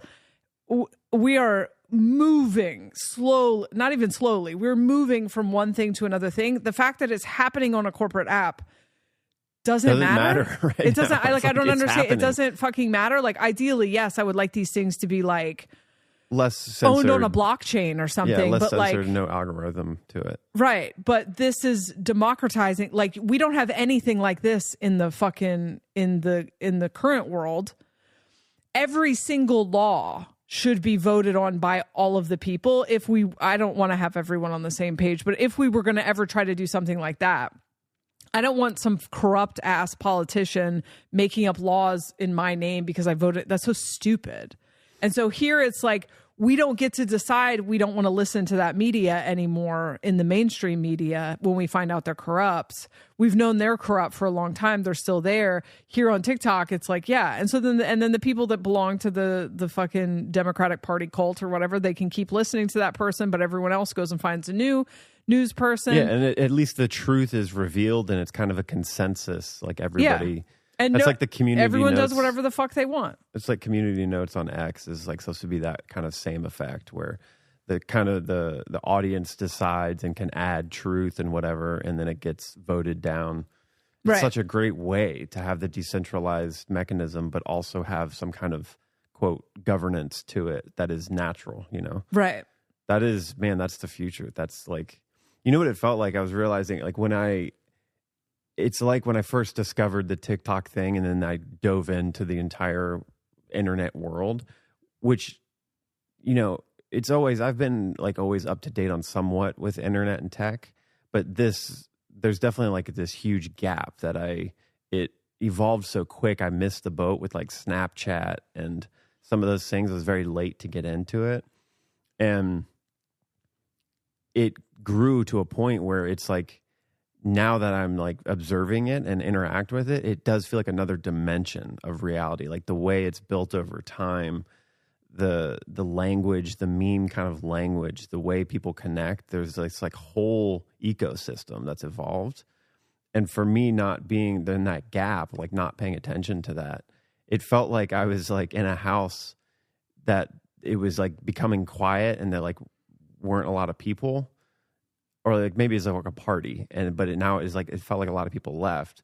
I walked into the house and like opened a door, and the whole party's in there. Like everything's going on in there, and a lot of it's like the conversation that's happening more and more there is observing the kind of the rest of the house, the world, and all of their problems in such a more like quicker evolutionary way. Like they're moving through conspiracies, and yes, some of it's off the rails, some of it's still by like very one-sided, but in general, a lot of that is solving itself, and the observations that all has on the actual world drama stage is becoming like ahead of itself. And so then when something happens that is a psyop, the whole internet just kind of laughs at it and goes, oh, they're like trying again, funny.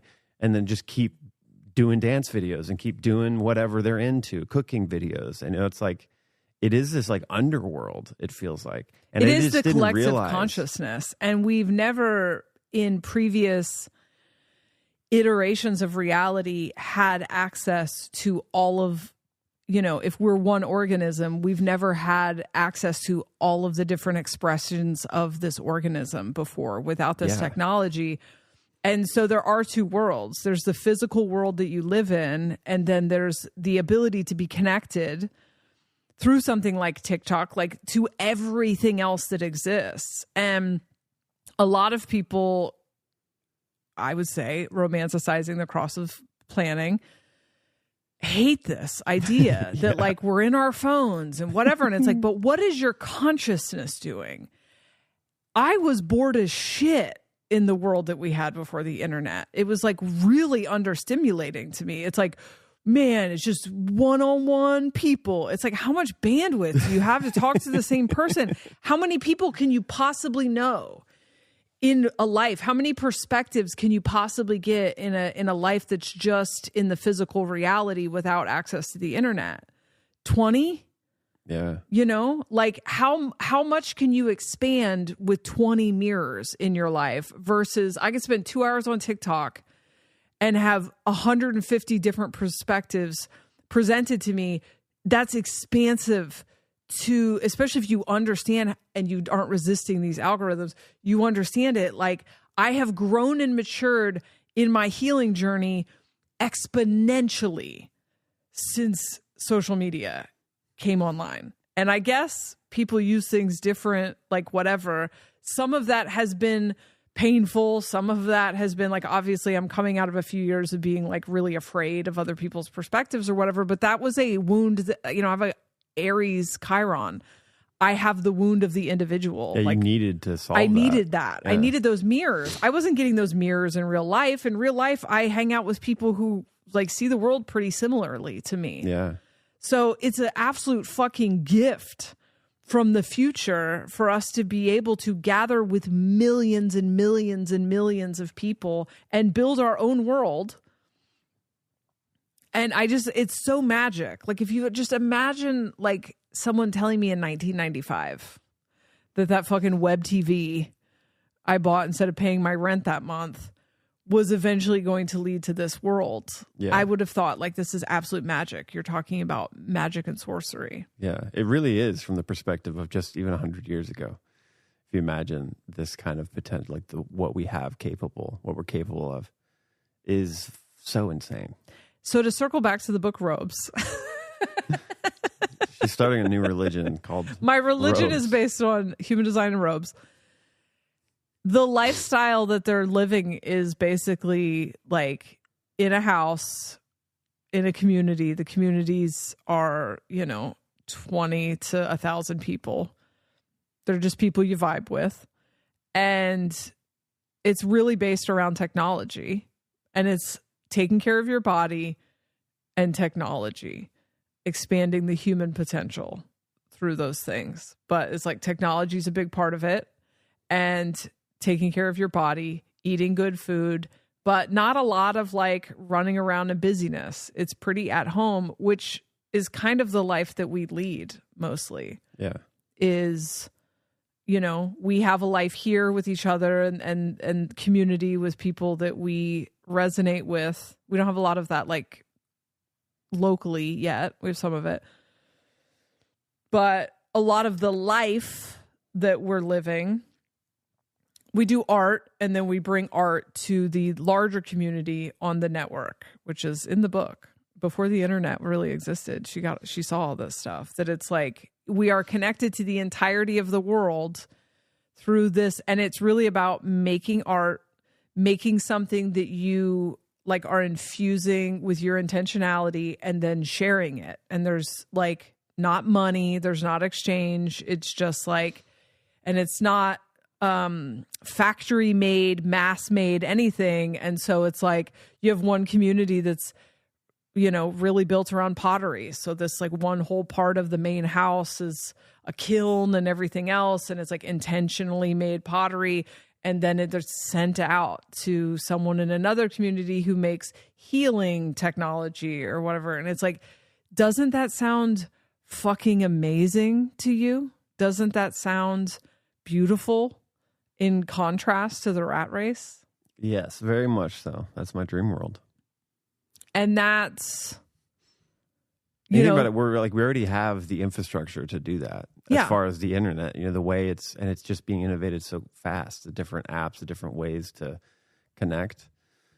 And I do think the people the other side of that, the contrarian side, is that it is corporate run, and it's like a lot of taking and taking information, advertisements, and all that shit. But that is just part of I think that's going to all weed itself out. If you imagine that technology without this power grab behind it and the control of it, if it was allowed unfettered access and just to evolve, we're so close to that being possible, that kind of world.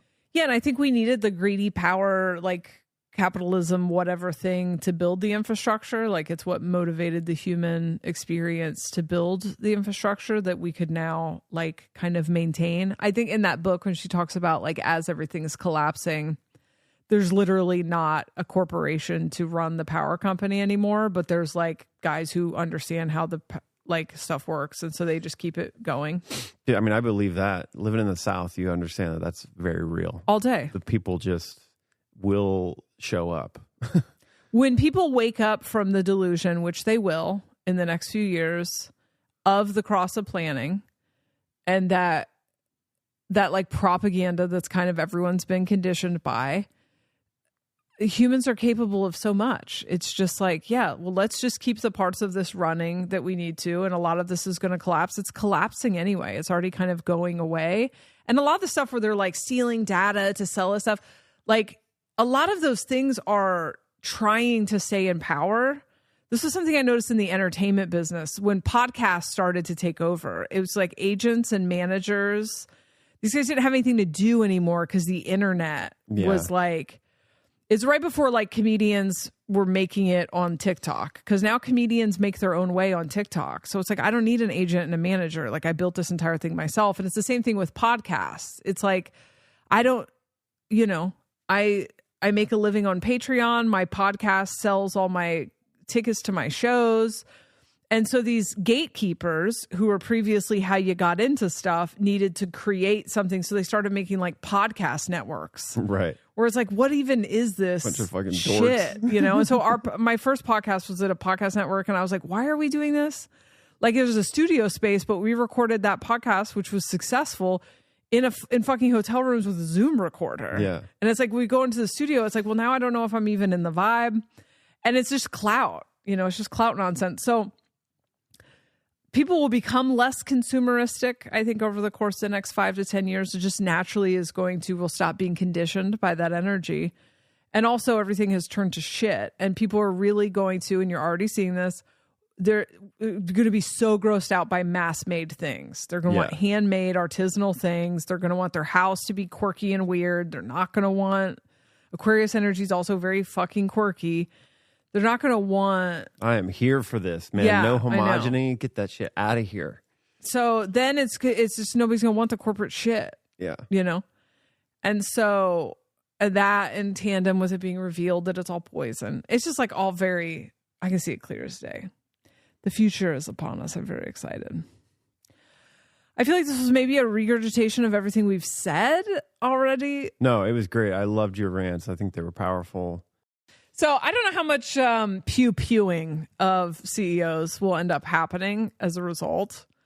You're right, though. It doesn't need to. It doesn't need to. If the switch gets triggered in everyone, you could see it just go, oh, shit. Yeah, and we don't need to, like, the solidarity idea is so great. Like, but it really is kind of opening up the conversation about what is, like, acceptable unaliving of people and what is not.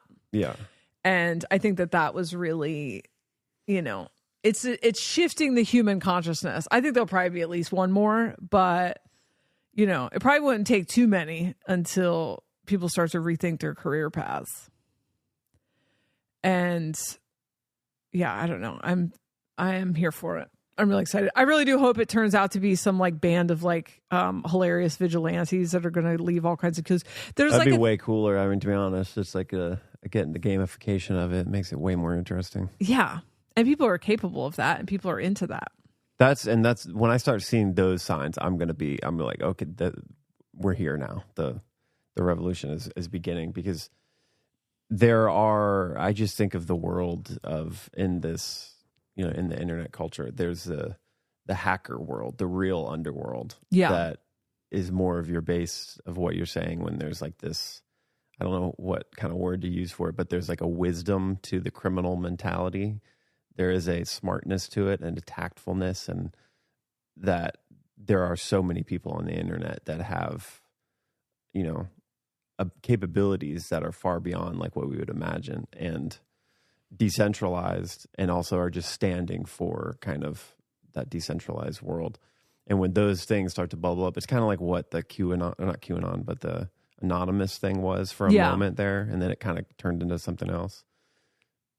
I tried to turn all my tweaker criminal friends into this, by the way, when they were all so smart, and they were, so good at this sort of crime, this like identity theft stuff. And so I was like, dude, let's turn it into like a political statement about you are not the identity that the government has given you. Like I wrote an article for the Willamette Week I was going to submit, and I couldn't get anybody on board. I was the only one that was constantly talking about revolution.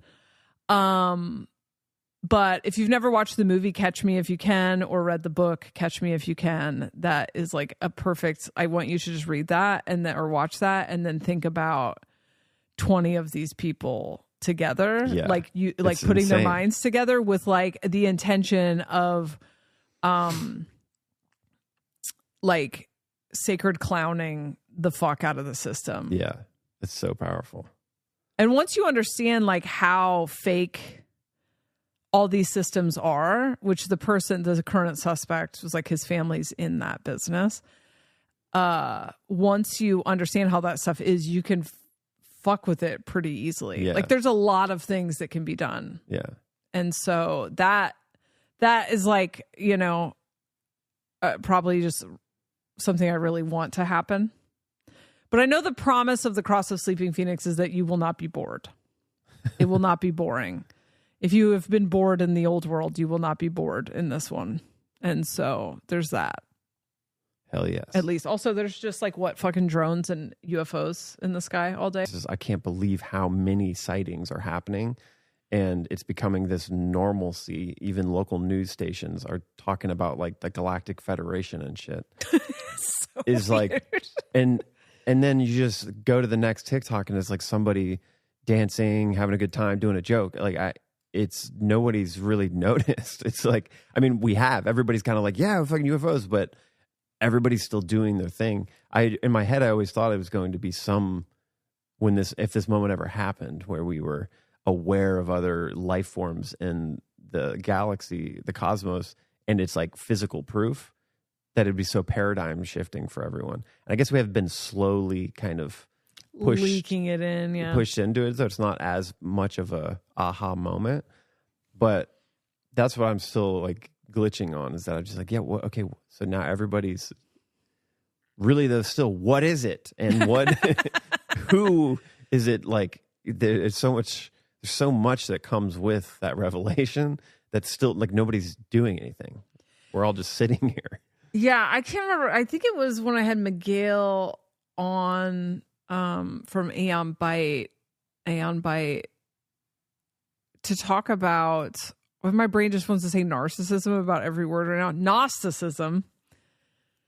I think he said that somewhere the Gnostics believe that the next age will be extremely dreamlike.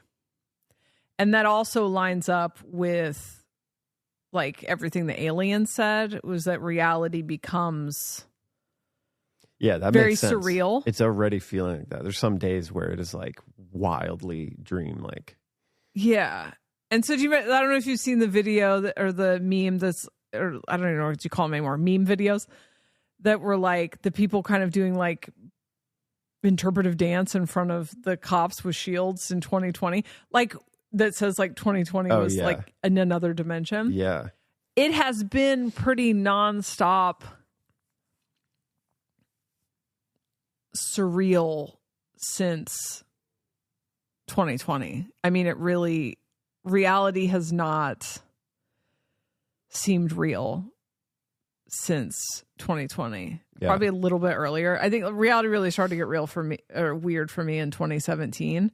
But what if it just keeps getting more and more cartoonish? I mean, and there's no explanation. It's just like there's fucking weird UF drones in the sky. Yeah, but you know what? This is actually like, that makes sense. I've always I've struggled with the mechanistic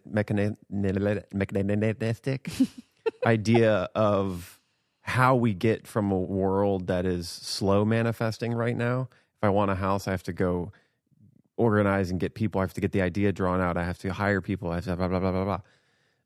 How do we get to a reality where it's like, boom, we're manifesting quickly? Like, how is the transition to that? What does mechanically have to work, you know? Right. It would make sense that the world would start to slip into, like, with the Mandela effects kind of thing, the quickness at how information can spread.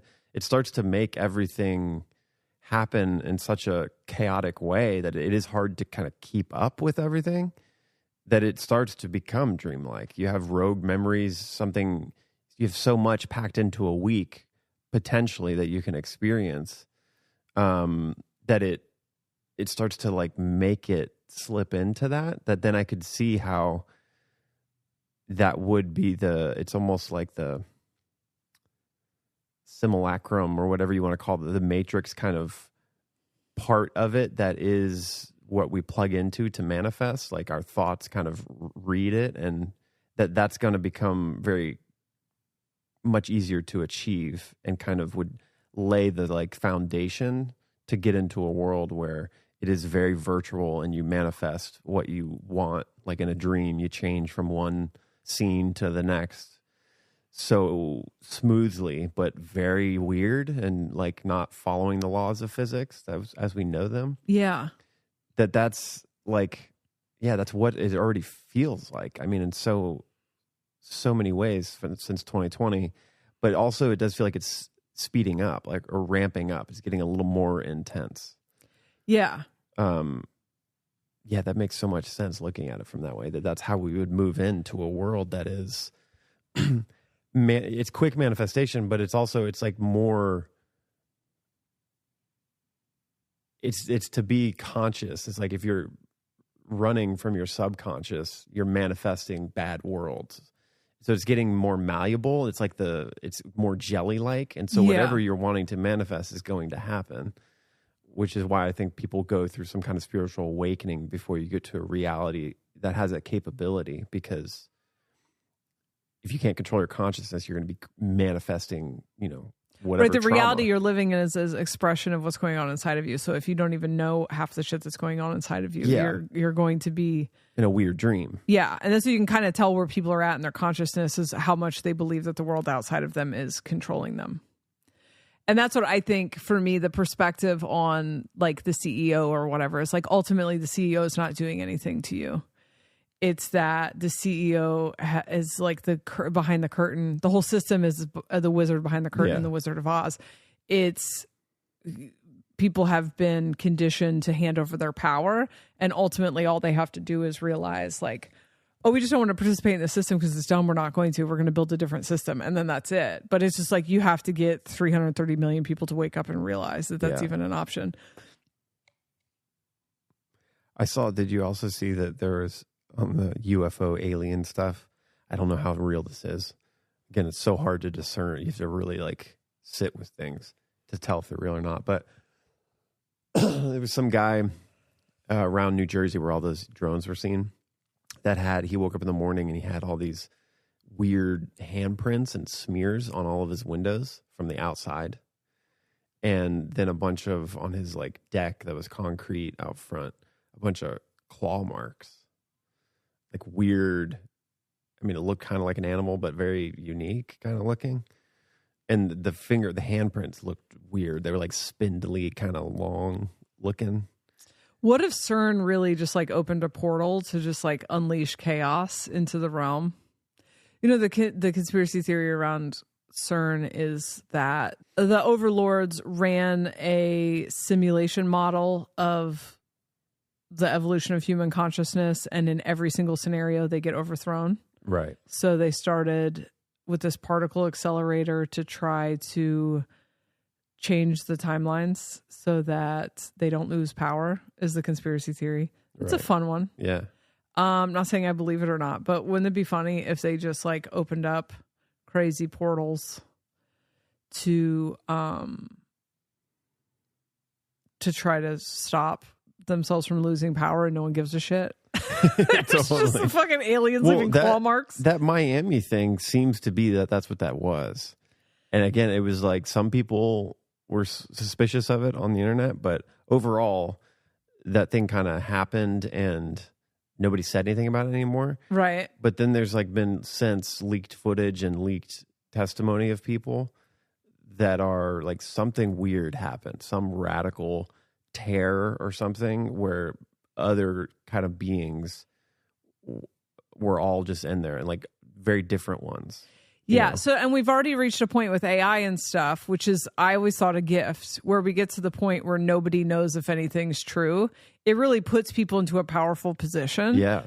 Because you don't get sucked into every psyop. So it's like, and then it becomes dreamlike again. Yeah, You're like, everything what becomes is real? dreamlike. What it's like, isn't? yeah, You know? I don't know. There was a lot of cops for some shoplifters or whatever they said it was, but it's like, I wasn't there. I don't even know if that's real. Yeah. I don't know if anything exists outside of this house at this point. So Totally, it's just man. like, yeah, I'm just here for a ride. That's what's so wild about it. Like, it really is. There's not this huge paradigm shift for everyone when there are these revelations. Like, some people believe it. Some people go about their day. It's like, it's so wild. It's not boring. All right. I don't think you've heard this, so I want to get your opinion on it. Okay. This is just like a fucking it's a podcast about TikTok. Open 5 sacred portals on Christmas Eve for a ritual that's never been done before. Interesting. So Pope Francis will commence a centuries-long Catholic tradition on Christmas Eve and introduce a first-time historical addition to the holy ritual. Starting on December 4th, the pontiff will open a series of 5 holy doors throughout the Vatican, including St. Peter's Basilica, plus Rome's 3 other basilicas to commerce next year's Catholic Church Jubilee, a joyful commemoration of faith that normally occurs every 25 years. The door at St. Peter's was sealed shut by a wall of bricks since the Jubilee year of Divine Mercy in 2016. And on December 2nd, those were ripped down to ready the door for opening as part of the rite of recognition. Now, after the Christmas Eve ritual, Pope Francis will open a symbolic door inside the Roman prison Rebibbia on December 26th, the feast of St. Stephen. It will be the first time a pope has opened a holy door at a prison. This resembles freedom, daily feel the harshness of detention and its restrictions, lack of affection, and in more than a few cases, lack of respect, Pope Francis said. In order to offer prisoners a concrete sign of closeness, I would myself like to open a holy door in a prison as a sign inviting prisoners to look to the future with hope and a renewed sense of confidence. Now, the objective of opening the doors later this month is to usher in a year renewed hope as Christians find Christ as the door of our salvation. So this will be the first holy door opened, and this is the door of the Basilica of St. Paul.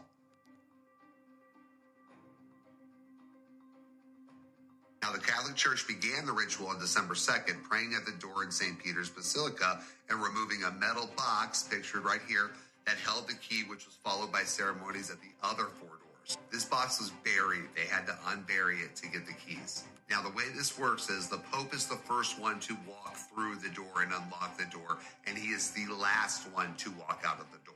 This is very ritualistic and super serious if you're a Catholic or Christian. Article. What kind of First dark all, magic is His Highness getting into? I know. First of all, I love how they convinced your average citizen that magic is either fake or evil. And it's like, no, they just don't want you doing magic. Yeah. But this seems like some shit. There's some shit going on up in there, dude. That's some weird ass shit. 5 doors, holy doors. Bricked up doors, a door at a prison. What kind of creatures you got back there, buddy? Wanting the prisoners to know that there's I don't know. That seems like some trickster shit to me. Yeah, it's like almost a sign of a rebellion. That's very funny though. How the Vatican's always doing these like presentations of what they're going to be doing. We're doing this crazy ass ritual none of y'all even understand and care about. Yeah, but don't you guys do magic because it's evil. Yeah. Wow, that's interesting. It just keeps getting weirder. The other thing I was going to bring up, and then maybe we'll go, because it's a fucking, what are we on, day like 5 of gray sky? I think it's only been 3. Okay, it feels like it does day feel 100. like long. It is very gloomy today. I feel like I woke up in another dimension. It's very underworld. Yeah. I feel kind of creative, but the rain will get you after a couple days. Yeah, so the other thing I want to talk about is we've said stuff like this, like, you know, linear time doesn't exist. You're only living in the present moment. But then our brain or our mind puts all these present moments together so that we feel like we've had this linear life. And that's one of these things that it's like, I know it's true, but that's really hard for me to really conceptualize at all. Because I'm like, well, no, because I definitely was here yesterday and I was here 10 minutes ago. But I can't remember what I was doing, but I was thinking about, I was doing our taxes. And that process for me usually involves having to go through our photos to make sure that I remembered all of the things that I had to write off.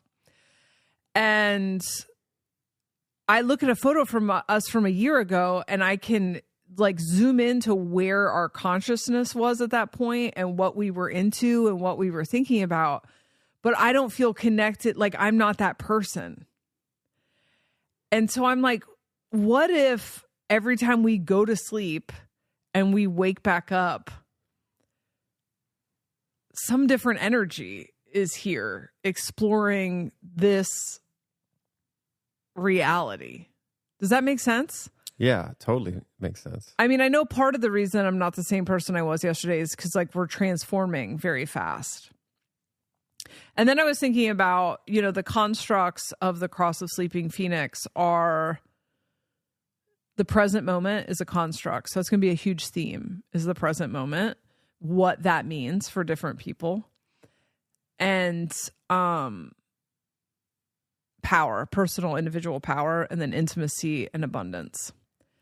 And the way that Ra, the human design guy, described it was people are going to be very busy. You're not going to be like, people are going to be extremely busy. You're not going to be able to like, they're not going to have time for your bullshit because they'll be very busy.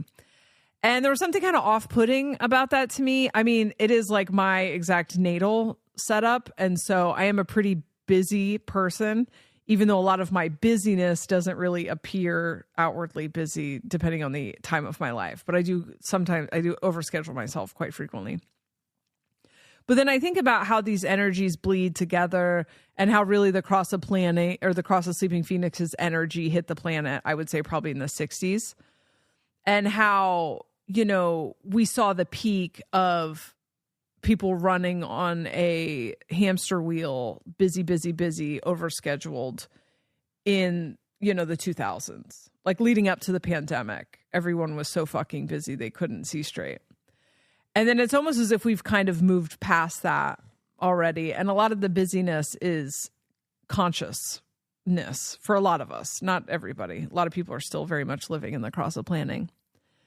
But I'm just thinking about how fast consciousness moves now, like how fast the evolutions are, how fast the transformations are, how quickly we become a completely different person, and how that's really like the fundamentals of the Cross of Sleeping Phoenix is just the, you know, the Phoenix process. Yeah. I didn't really have much more to say about that other than it's something that I'm pondering right now, because when I think of when I look at pictures of myself from 2020, 100 million lifetimes. I mean, literally just remembering me being in the bed 3 weeks ago after the arm lift, I feel very distant from that person. Yeah.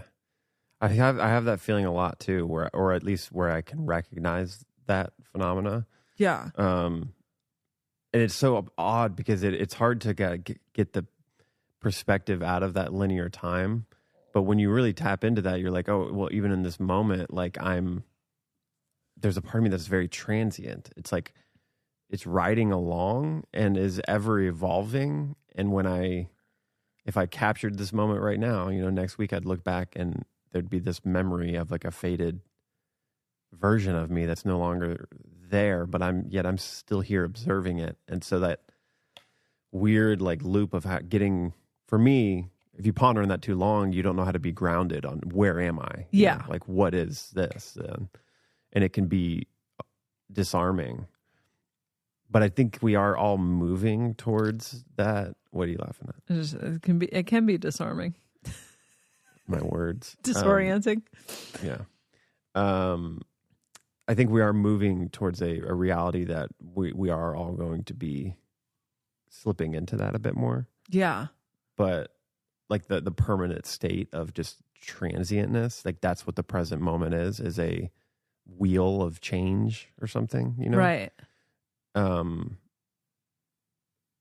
But what we identify with, like the physical body and photos and stuff and memories, it's like there's a way to look at that. That's a completely different person that you're seeing a photo of. The constant is this like change, I don't know.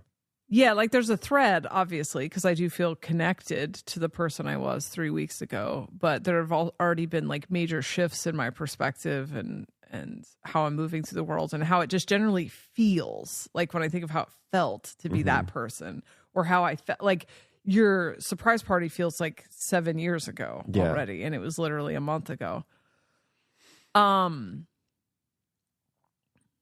Yeah, I agree that thinking about that sort of stuff too much. I don't know that it's something necessary to think about, but one of the biggest tenets of the old world, and I think this was planning for sure, but then I think it's also like unconscious reality, is that linearity was a prison in some ways, where I think the purpose of linearity is to be able to really immerse in the experiences. And what we're starting to experience is that loss of linearity. And so everything is becoming more dreamlike and surreal, and it all feels like it's happening kind of at the same time. And so I feel like I understand why we choose to go into density, which brings that linearity. Yeah. But so much of the cross of planning was like sacrificing your present self for a future self that you don't even know if you're going to get to experience. So it's like, stay at this job you hate so you have a retirement fund.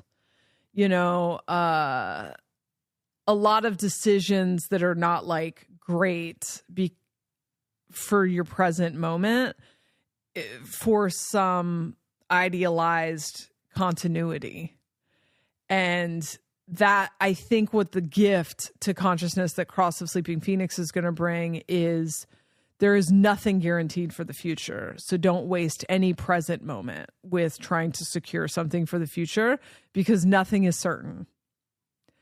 You know what I mean? Like, how many people I know that like eked out their reality working a job they didn't like because of the retirement fund. And now it's like, we're not going to have our fucking retirement fund. Like, I don't even know if capitalism's going to be here at this point.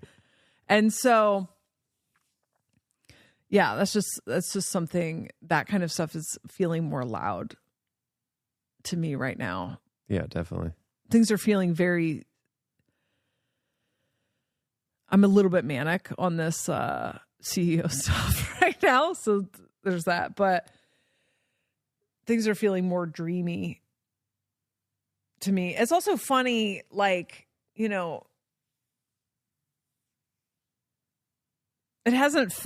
didn't feel like to us that there was even going to be an election, and then there was an election, and now we're in between this point.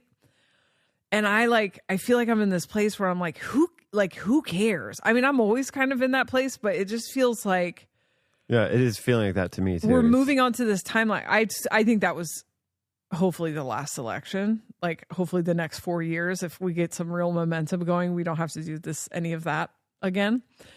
But that it does feel like something has birthed into the collective, the opportunity to really just like, let's just rebuild this thing from the bottom. Yeah. I hope so. All right, I have to pee. Me too. You feel done? Yeah. Yeah. Yeah, goodbye. I love you. Thank you. Mark has sessions. I probably don't. He might have a website by the time this goes up. You're like, yes, 2 hours.